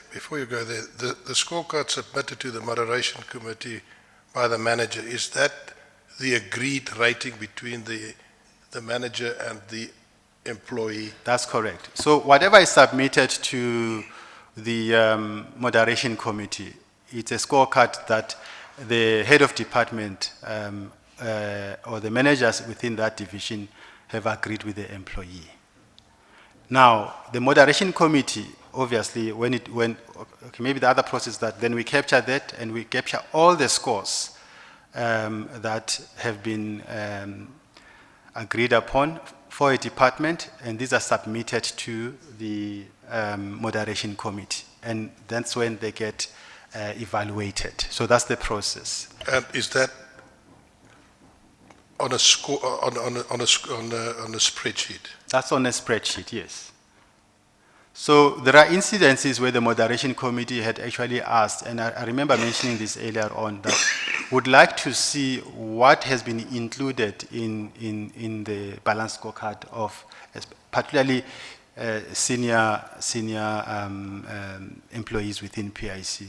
Especially if you see that the ratings are going there, we want to ensure that the balance scorecard has got clear KPIs that reflect the role and the level of responsibility associated with that job. That's a very important, I think, part that one needs to look at. I think it's a process, and we're getting there in improving that bit. Do you have situations where the manager and the employee do not agree Yes, on the scorecard? And yeah, what I'm one of those managers. What happens then? So the manager scorecard would go into the moderation, but then the employee, if they don't agree, and they don't agree as a matter of fact, then that will be declared as a dispute. So they will then have to put a grievance in that regard, and they will then attend to that. Not, how would you determine a matter of fact? So on the KPI, you would say these are the things that we have agreed upon. This is the outcome of your output. But it's not fact, it's your interpretation of what that output No, they're is. measurable. That's why the scorecard has to be very clear.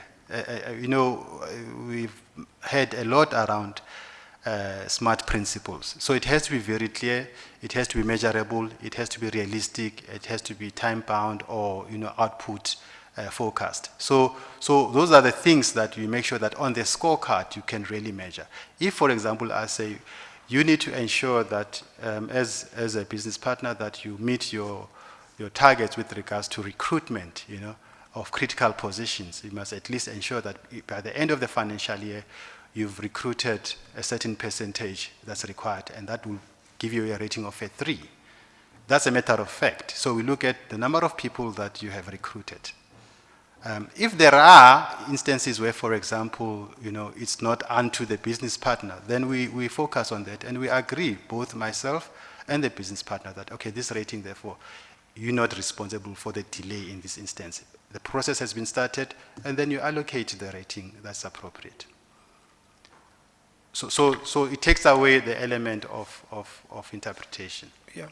Just to check something, I think it was Victor Siani and another person that they mentioned that the KPI part of the scorecard doesn't cover their day-to-day activities, in a sense that is skewed towards other issues which are not relevant, for their day-to-day work, is the first thing. First question to you there.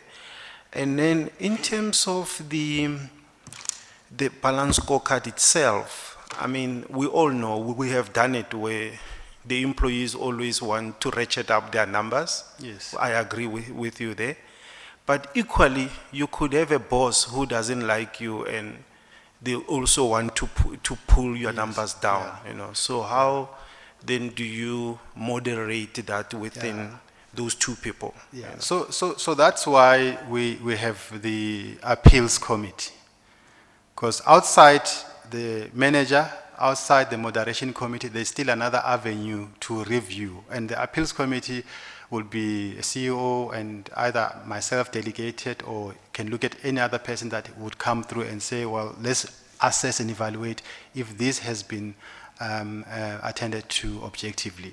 What then happens is that the portfolio of evidence, and to the point that Commissioner Chilmaka says, portfolio of evidence is submitted to both these parties. So the employee can say, well, this and this and this was my performance. This KPI, in actual fact, has got very little or nothing to do with me. But what's important is that has to be done at contracting stage. Unfortunately, the complaints come towards the end. At contracting stage, I think employees and managers have to be very clear around what they contract with employees, so that you start on a level field, and then you assess what you need to do from then on. With regards to whether the elements of the scorecard has got nothing to do with an individual component. The way the system or performance management system, as well as the scorecard process, works in PIC, you'll have at various levels weighting placed, and also when we determine the bonus pool, an individual will have a certain percentage of their scorecard on their part, and in the remuneration policy we indicate, and there's a specific table that says at this level, FF level, for example, you have 70% is individual or 20% is corporate, or the other way around at certain levels.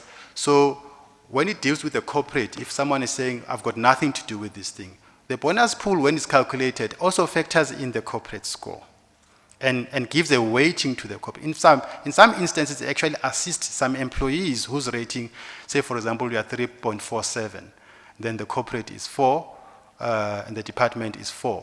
The department score and the corporate score assist the employee if it is to be captured onto the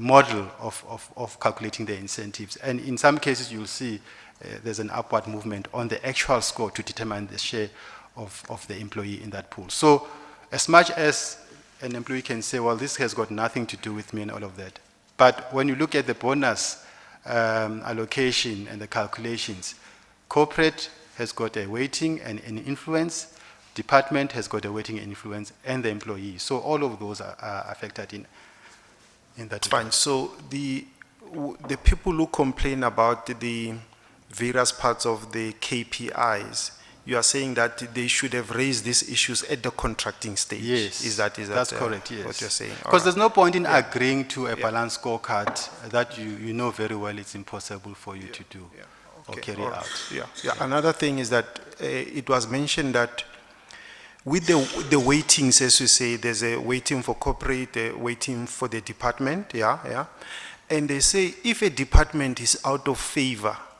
then its rating is going to suffer. I mean, I think one person mentioned that, can you comment on that, that, if risk or something is out of favor, just be clear that your bonus is going to be much lower. So I can comment with regards to, I'm not, when someone says out of favor, I would not know. It's got to do with the department's performance. Performance may be influenced by the performance of the executive head of that department or the head of that department. If the head of that department's score is lower, definitely it will impact and influence the rest. But how the scorecard, so there's a weighting, I think about 20% or so departmental score overall. So it's not like it's 100%. But what's also important, and it's important to deal with the experience that we've had over a period of time. I know there was a year in which, probably 2016 thereabout, in which we used internal audit findings as one of the areas in which it will impact negative scores, as it were, on the balance scorecard. In actual fact, what the shareholder has done has included that as part of the shareholders' compact to say, we want to see this element, in other words, the governance part, findings on audit, cost-related matters, and irregular, and a number of aspects were mentioned in that. So what PIC had, I think we almost had a far much more stricter approach in terms of how you'll be rated on those, each and every person, every department. And it was meant to foster in a culture of compliance with processes, foster in a culture of ensuring that whoever does has followed due processes in that regard. So in that year, there was a negative scoring. In other words, if you got a score of 4.3, as an example, and the department was rated negatively, negative in the sense that on its overall weighting, the score will be reduced by a weighting of about 5% or so on the scorecard. That 4.3 would be impacted in that regard. So the total score, if you calculate it, will be probably 3.99 or whatever the case may be. So that was the process that we had followed at that time. And obviously we changed that going forward. Now there's a rating which is positive. There's no negative rating with regards to that key performance area. So the overall score is calculated. In other words, if there were audit issues in that department, and I'm just using audit because that's one of the areas that we looked at. So there are other issues in terms of your budget spend, your HR component, your risk component, were part of that cluster of things that will be measured and be looked at. Whether that has got everything to do with all employees or senior managers, they are working in a department. If employees within my department are not compliant with the policies, we all got affected. So I think it is an important part to ensure that, when that scorecard and then the head of the department ensures that everyone follows due processes in terms of what they need to do. Because when you get an audit, immediately it's going to reflect on the department and it impacts people in that department. Okay, no, it's fine. I think you were going to the moderation committee because I think complaints have, arisen there that is where, sort of problems are too. Yes. So yeah. if you could continue then. Let me start at 5.9 if you don't mind. Okay, that's fine. The balance scorecard is captured in a register with all the scores reflecting the respective department's ratings. Each department head signs off on the final ratings for submission to the moderation committee.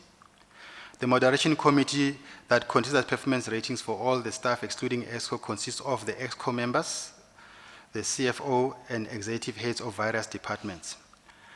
EXCO performance scores are moderated by the executive directors, the CEO and the CFO, who are in turn evaluated by the board and its subcommittees.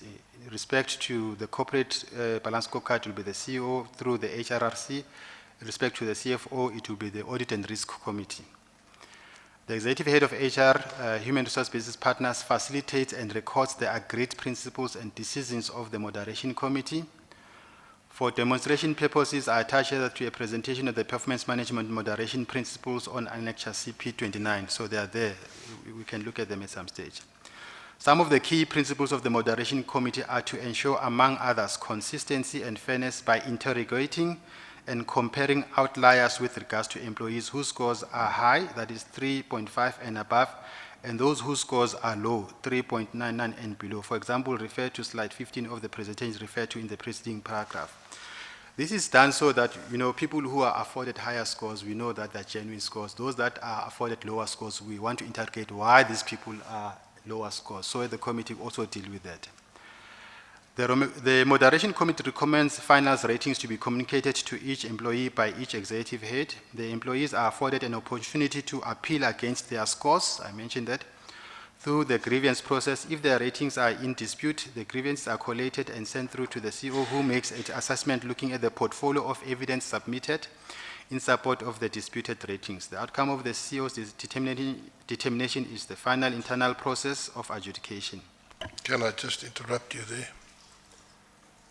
The evidence before the Commission by some of the employees was that they were just presented with their letters, no explanation, no discussion. Yeah. So, Commissioner, I think that's a responsibility of a manager. A manager would say, this is what I've assessed. My inputs from the Moderation Committee indicate that the following areas we have not attended to. But it's the responsibility of the executive head or the head of that department to deal with that. What has happened, and I'm aware of this thing over time, when people are at pains to explain the decisions relating to their own assessment of performance, because I think what the committee will ask you is say, well, we are aware. For example, I'll just mention one year. I'm not singling out a specific department. Listed had a bumper year in the last financial year in terms of their performance, that division. There's another division whose performance was not so great. So when you compare the two, the performance ratings of this division, where we know everyone without doubt they have actually outperformed, and we know that in terms of when you look at the corporate balance scorecard, this division has not done well, but then their scores are high. So those are the things that the committee looks at, and the responsible manager needs to be able to respond to why that is the case. So it becomes a rigorous discussion in terms of how is it that you've rated this. So it means you may have contracted improperly. So what I want to understand is, after this final recommendations and ratings by the Moderation Committee, it is expected of the head of the department, again, to have a one-on-one engagement yes, yeah. and explain what's going on. Yeah. Is that happening? I hope it's happening. I know I'm doing it and other leaders are doing it. What I think probably needs to look at maybe as HR is to audit if whether everyone has had their one-on-ones post that, as another measure in which we as HR could look at. In other words, confirm if everyone has had a one-to-one discussion with their managers post the recommended and final ratings. So, after the moderation, within that process or within the moderation process, can a score of somebody be sort of reduced? The committee says this is too high or this is too low. And if they do that, do they ask the employee to make representations around that issue? From a practice point of view, I don't think we've asked employees to come and make representations. We've asked managers of those employees to make representations in terms of that, if there's a reduction or an increase in that matter. So it goes both ways. So in some instances, there would be a reduction. In other instances, we'd say, Chris, but you've been very strict here, we've seen X, Y, and Z, and then they motivate, and those some scores are increased. What I can assist the Commission is to provide, outcomes of inputs before the moderation of the scores, and then and those after. Then you will be able to assess which ones have been reduced, which ones have been increased, just to make sure that you get a fair picture of what happens on the moderation committee. I think I'm prepared to submit that.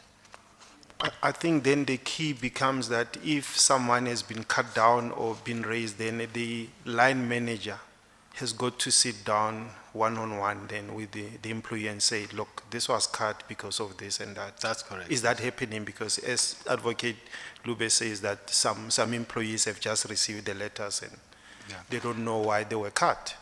I think it happens. It may not be happening widely. I think there are some managers who shy away from dealing with difficult situations. That I can confirm. I know, because employees come directly to HR and say, "What happened here?" Then I say, "Well, what did your manager say? Did you go to your manager?" I think you must start with your manager first. In some instances, managers will say the moderation committee slashed you, or whatever the case may be. And that goes to how serious it is, or the concept of people management. If you lead and you've got direct reports, I think it's very important that you become fair to yourself and also to the organization, that you own up to the decisions and you're able to validate it. Because if the moderation committee is wrong in its approach, then you can defend that as a manager. Say, well, I don't agree with you. I'll maintain this rating. The moderation committee won't oppose your position of maintaining that rating. They will make recommendations and then you adopt it. Yeah, but Mr. Bolani, it's difficult in a culture of fear and all that. It's difficult for the employees to raise these issues. You know? But they do. Funny enough, you say that in terms of ratings, the year in, year out. Is it? Yes, there's no difficulty in raising that one. I have full stats on all the grievances against ratings. That part is clear. No one shies away Okay, from that all one. right, I mean, it's okay. money matters. No one shies away from It's that. bonus. It's bonuses. Yes, So no, people not are- there's no fear when it comes to bonuses. Okay, all Yes. right. Okay, all right. The moderation committee recommends final ratings to be communicated to each employee by each executive heads. The employees are afforded an opportunity to appeal against their scores through the grievance process. If their ratings are in dispute, grievances are collated and sent through to the CEO, who makes an assessment looking at the portfolio of evidence submitted in support of the disputed ratings. The outcome of the CEO's determination is the final internal process of adjudication.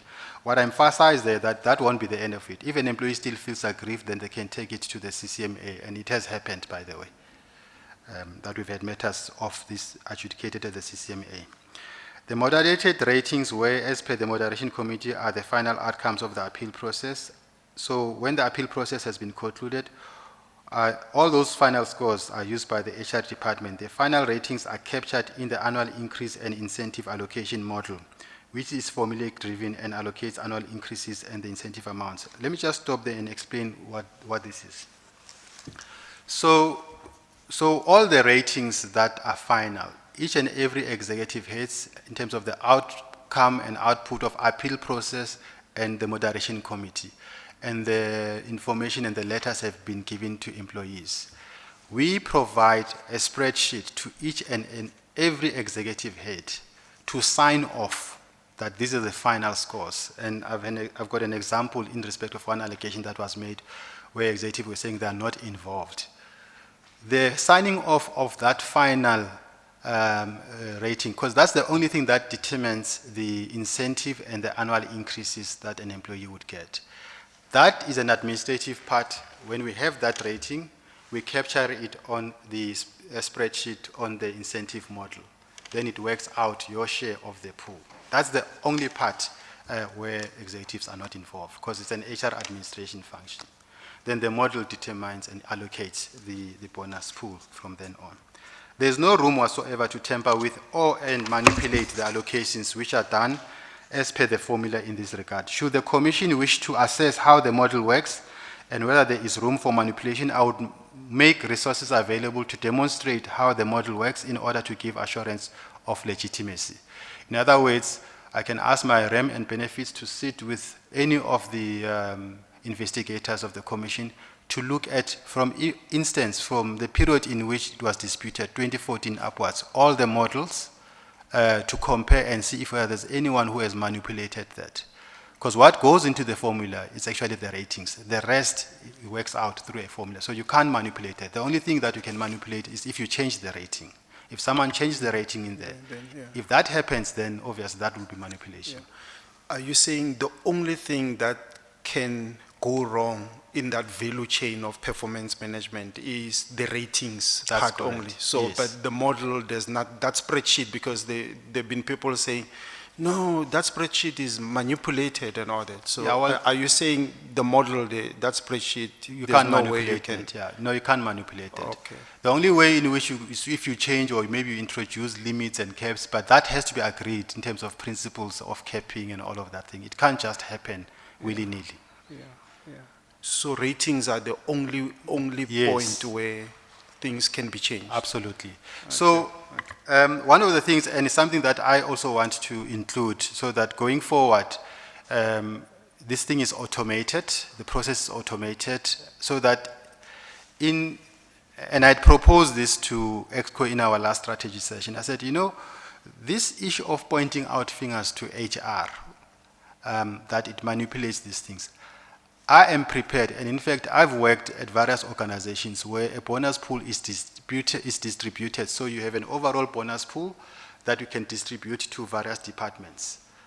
But we have to have a formula to say the value of determining a bonus pool, a bonus for HR, for listed, it is this much. So you can use assets under management, or in some respects, you can use deliverable. So each and every area has its own bonus pool, so that the accountability level now goes to the head of that department and their managers.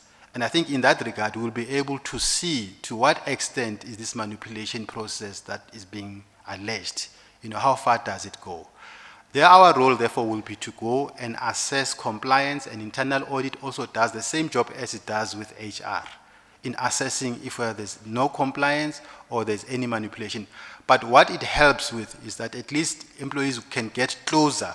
And if people are saying, well, my manager doesn't decide my bonus, then your manager will decide your bonus. And if that is the way and the culture that PIC wants to go, it can go that route. I know of many private sector organizations where that actually happens. And in I don't know what happens now at SARS, but I know at SARS you'd have various divisional pools in terms of what the divisions contribute, and they'll have their own, and then it gets cascaded, and you give in area. Then there's a 10% allocation in case the bonus does not filter through to everyone. And I also know that the challenge, I think, with PIC is that over time, close to 100%, and I'm not saying PIC people don't perform, I don't want to be misread, but over time, it has been 100% allocation rate of bonuses. And if it is a true reflection, that's good. But I think it's rare in the market that you'll see 100% allocation of people getting bonuses. You're still talking about the 2014 Yes. period. Yeah. Well, yeah, that period. Well, that has changed. I must say last year we had a good year, albeit executives having experienced some difficulty in terms of their incentives, because those were slashed. But the rest of the employees in terms of what was allocated. This year is going to be a challenge, I must admit. Yeah. And then tell me, that model, that spreadsheet, who is the guardian of that spreadsheet? Because some people were saying is the CFO, and you know, but I would probably think it should be you. Yeah, so it's within my department. What we do use the CFO and finance for, it's just to check on our modeling and our assumptions every now and then. Why it's important? So remember that finance does bonus provision. So they need to see if whether your provisioning is accommodated in what you're distributing. So you cannot just put in figures there when in actual fact has not been provided for. So that's their role. That's the role of finance in terms of that. So they will review if indeed. So the review, as I said, you can't review a rating and change it when you do that review.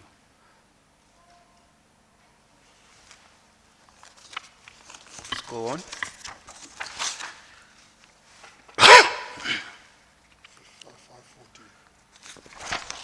The outcome of the allocations are subject to an internal audit which tests, among others, compliance with the remuneration policy, and the accuracy of the annual increases and incentives awarded before they are paid out.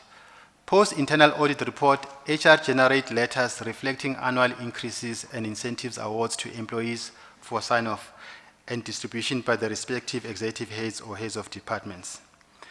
Allegation relating to non-compliance with remuneration policy.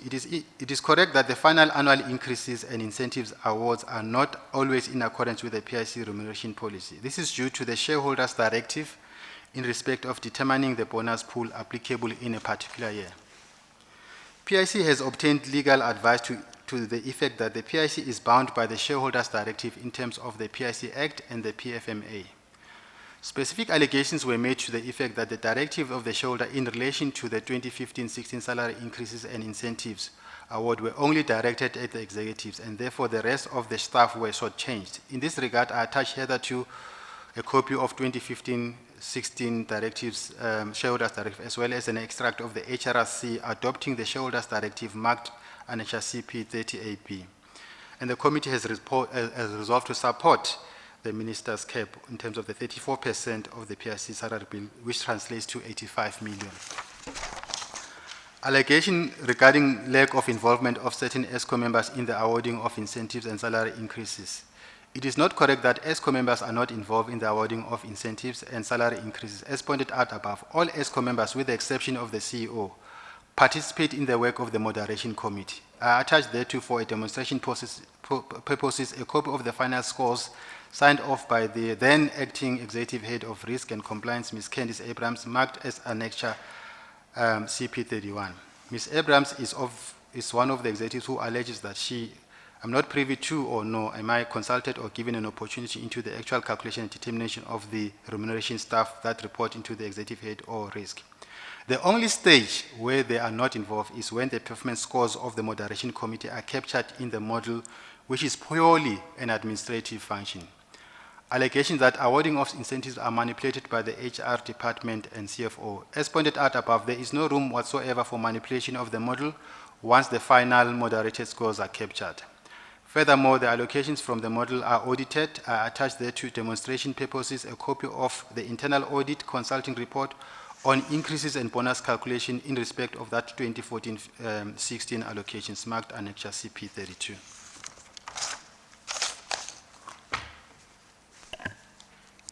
That is the evidence of Mr. Polwani, Mr. Commissioner. Can I ask a couple of questions? Yes, ma'am. There was evidence presented at one of the hearings that the absorption and restructuring had overshot the budget and that this created some problems regarding finance. And you've indicated that, I mean, we used the example of Ms. Solomon's where that was the increase that was afforded to her and she wasn't the only one. When you look at your placement principles for affected staff, it says all the regraded jobs have a range to accommodate different levels of competencies and to ensure that salaries are within the ranges. There will be no automatic salary adjustments to a higher grade.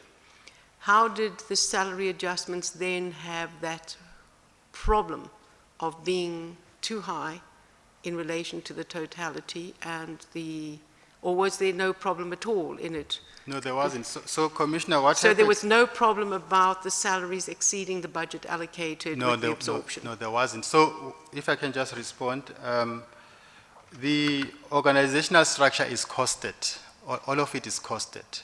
So it's costed at a midpoint of the highest grade. So if there's a range A to D or D to 1, D1 to D5, it is costed at D5.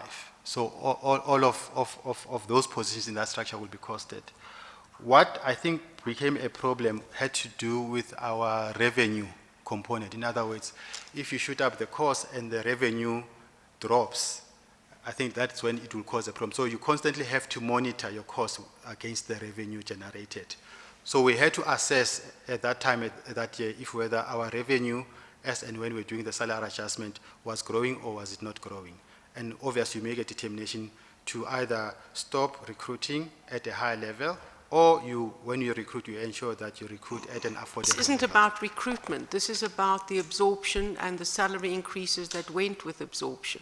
Yeah, so The evidence that was presented to us was that this created a problem because it exceeded what was expected and that affected the functioning. Yeah, I think that evidence can be tested in terms of what the budget permutations were around that period. I don't think those adjustments actually are impacted on Saying it. that there was no problem with the rate of absorption and the salaries awarded in No. that regard. Okay. The second question, can we go to your letter, what you've got, 30A. This is the letter from the minister that there was this contention about an adjustment or an interpretation, Yes. that it was directed at the executive and then was applied throughout the organization. Yes. So the directive, as I understand it, and if you could just advise me that, in actual fact, the bonus pool limited to 34% and annual salary increase is limited to CPI, that was applied throughout the organization. Is that correct? That is correct. So on But hang on. That is what was applied. The letter, and I might just need some interpretation, That's Advocate. I refer to the memorandum regarding the short-term incentive payments and the annual salary adjustments of Tier 1, which is executive directors, and Tier 2, executive heads. It's specific to them. It's not the whole organization. Yeah, on the, yes. On So the why was adjustments. it applied to the whole organization if it's specific to the executive directors and executive heads? So, Commissioner, the limitation in terms of the shareholders directive would be saying executive heads increases may not be above CPI. I think we received a letter to that effect. But if you go further in terms of the 2 points on that letter, the bonus pool will be limited to 34% of the total salary bill. The annual salary increase will be limited to CPI. Yes, it is, but it's Yeah. direct. Its first paragraph says it is Tier 1 executive directors and Tier 2 executive heads. It So- does not apply to the whole, this letter, unless I'm not reading it correctly. That is it. It says, as you're aware, the tight economic circumstance, I hereby approve the following. The bonus pool will be 34% and the annual salary, but it is referring back to executive directors and executive heads. So, Commissioner, in all instances where we have a directive from the minister, the bonus pool, and I submitted this also in my earlier statement when I No, talk was to here. now. Yes, Don't about your yes, earlier yeah. statement. Talk Yes. to now. Is that the bonus pool, PIC has only got one bonus pool. There's no bonus pool for executives. It's one bonus pool. Yes, but they're saying applying that at a rate to executive head directors and executive heads. Well, So, I'm not I sure. mean, this is a yeah. question of interpretation. Yes, that's correct. I think that would So be. the- I think that there should be perhaps a look at this, Advocate Libba, Yeah. because I can't see how the stipulation of the amounts do not relate to the first paragraph. So I might be wrong. As I said, it's a question of Yes, yeah. interpretation. And clearly it was interpreted by the PIC because that was the allegation, was that it was directed at the executive and directors and it was applied to the whole organization. Of the PIC, yeah. And that was a question that came before the commission. Okay. And I would like a view on this, Advocate Libba, whether this was whether the PIC implemented this according to the letter and the intent of the letter, Yes. or whether there was an interpretation question. I don't think we can answer it here. I'm just saying that it does relate to the earlier question that we asked about the letters, and they're Absolutely. here, and that's greatly appreciated. But It's I would noted. like some clarity on that. Thank you. Yes, certainly. Just a couple of questions, yeah, just a couple of questions.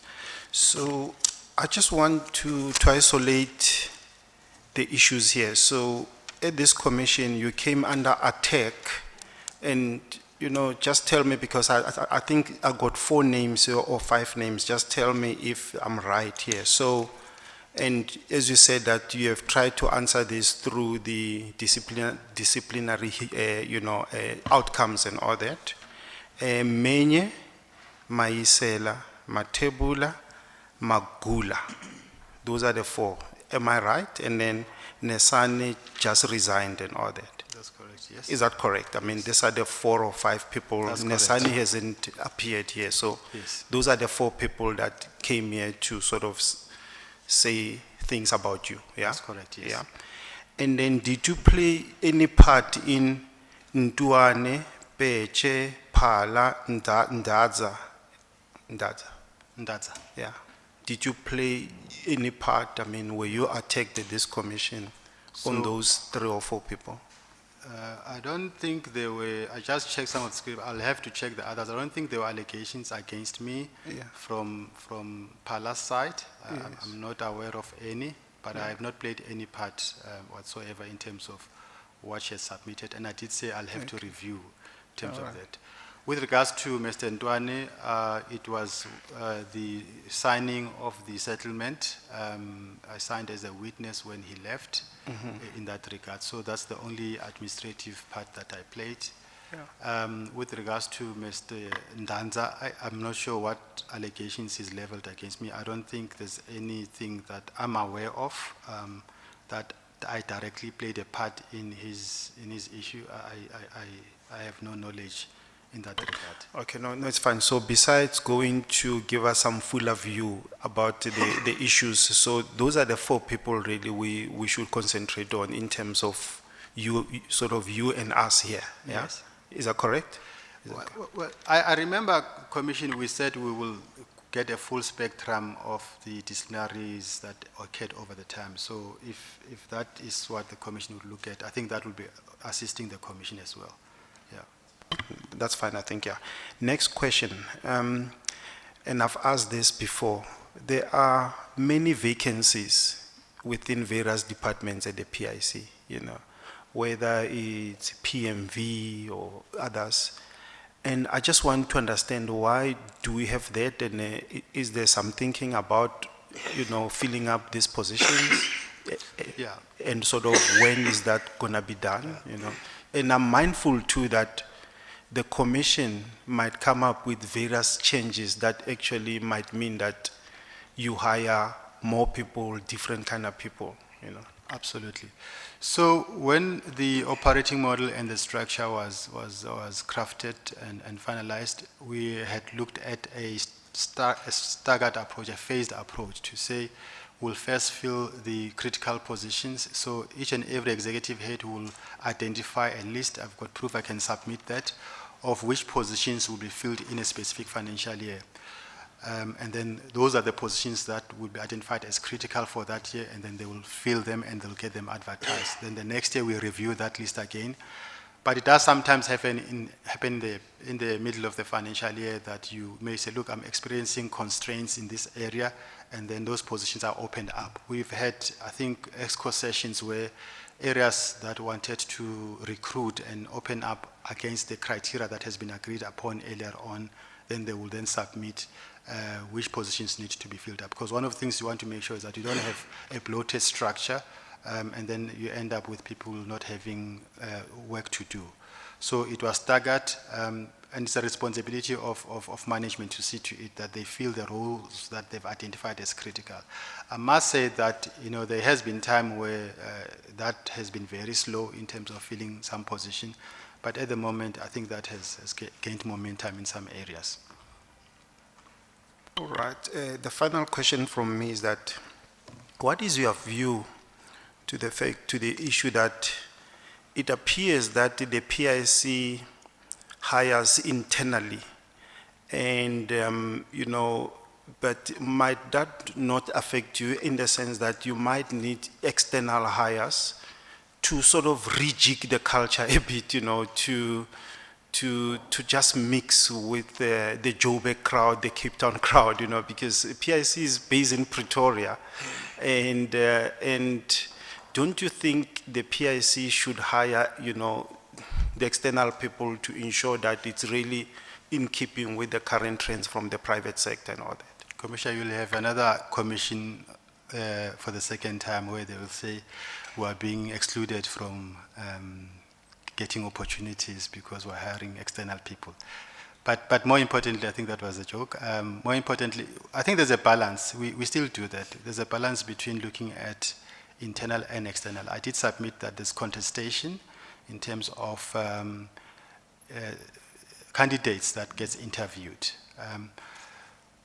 You would want to have, I don't want to say regulate it in this way, but definitely if you want a culture change, I think there's a program that changes culture as opposed to having people come in to change the culture. So you can look at a program to change the culture in which we do things in PIC, and probably you may want a CEO that is able to assist in that regard in terms of driving that. You may want a board that will assist in terms of driving that culture. You may want an exco that will assist in driving that. I think employees, internal and external candidates, must have an opportunity to contest for positions that are there, and you hire the best candidate that comes out of that. All right, yeah, thanks. I think I'm done. Perhaps a last question from my side, Mr. Commissioner. Do you have figures of the bonuses allocated to the IT department in 2016? Yes, we have. What was the bonus allocated to IT in 2016? Well, I won't have like a number now, but I can provide the number to you. Was it a very reduced number? So a greater part of the IT department that time, if I can remember, I think they would have received the list. Most of the scores were around 3.01 or so. And that was as a result of audit findings. Remember, I mentioned that issue of internal audit and, audit with negative scoring. A greater part was influenced by that, but also it was also influenced by the then, and I think Mr. Ntwane's score in terms of what he achieved on his balance scorecard. My instructions are to put it to you that it was to justify the low score of Mr. Ntwane that bonus pool was reduced drastically. No. Remember, you see, this is the part that we have to be cautious of. The model focuses on the rating of an employee. I also mentioned that the score of the departmental head and the score of the corporate are also factored in the final score. So naturally, the score of the departmental head would be looked at. In fact, I do know that there was a recommendation that the IT department should not be impacted negatively because of that score, because I think that score was below a 3. Rather, allocate a score of 3.01 for the component that deals with it. In other words, to look at that portion. So I think they were accommodated positively as opposed to negatively. I have no further questions. Thank you, Mr. Commissioner. Yes, thank you, Mr. Polwane. That was quite comprehensive testimony that you've placed before us, and we're really grateful for your time in putting together this statement. I think there are other matters that were asked of you that you undertook to make available to the evidence leader. If those are matters that could be placed on affidavit, Advocate Lubber, that would be fine. Thank you, Mr. Commissioner. Thank you. Right, you are excused. Thanks, Commissioner. Can we perhaps then have the lunch adjournment till 1:45? Yes, we'll adjourn until 1:45.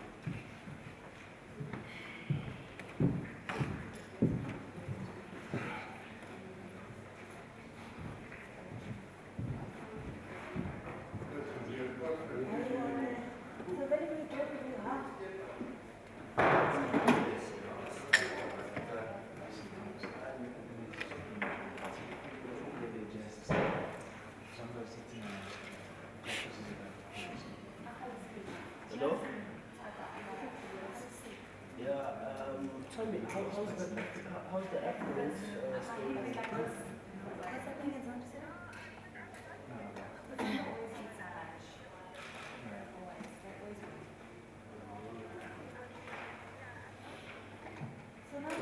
There shouldn't be.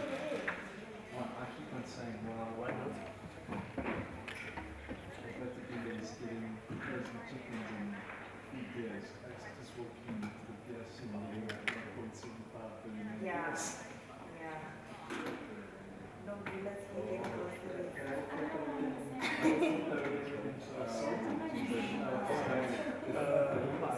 I wanted to say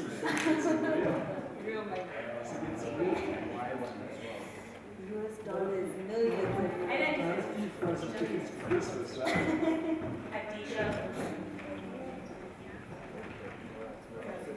and then there's a story I need help with. Yeah, so I've got all the info. We just need to send the questions. Open up the questions.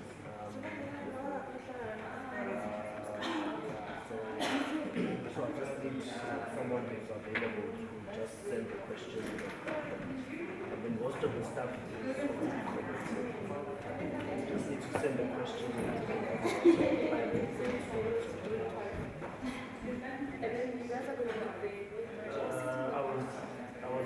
I will be able to publish the study.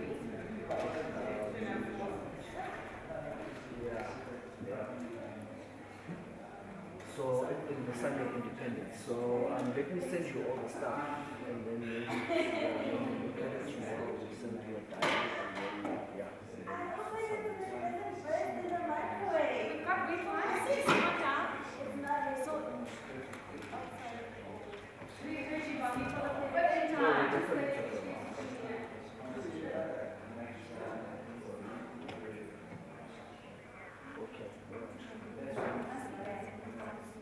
So wait, did they give out a statement?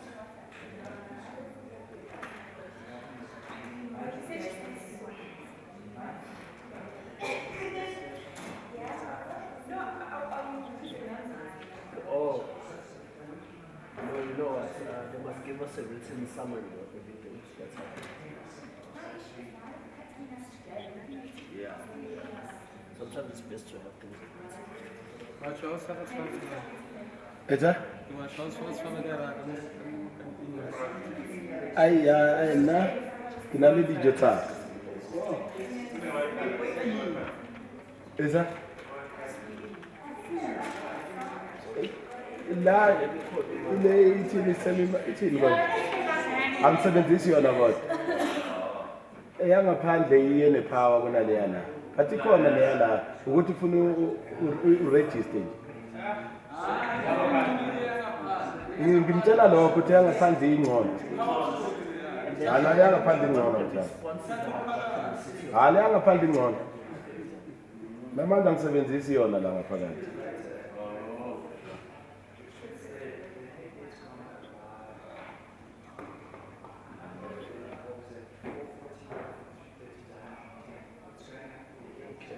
So I'll give you a link to the story, to both to the stories, and then I'll give you the answers. I'm so sorry from the city of Jordan.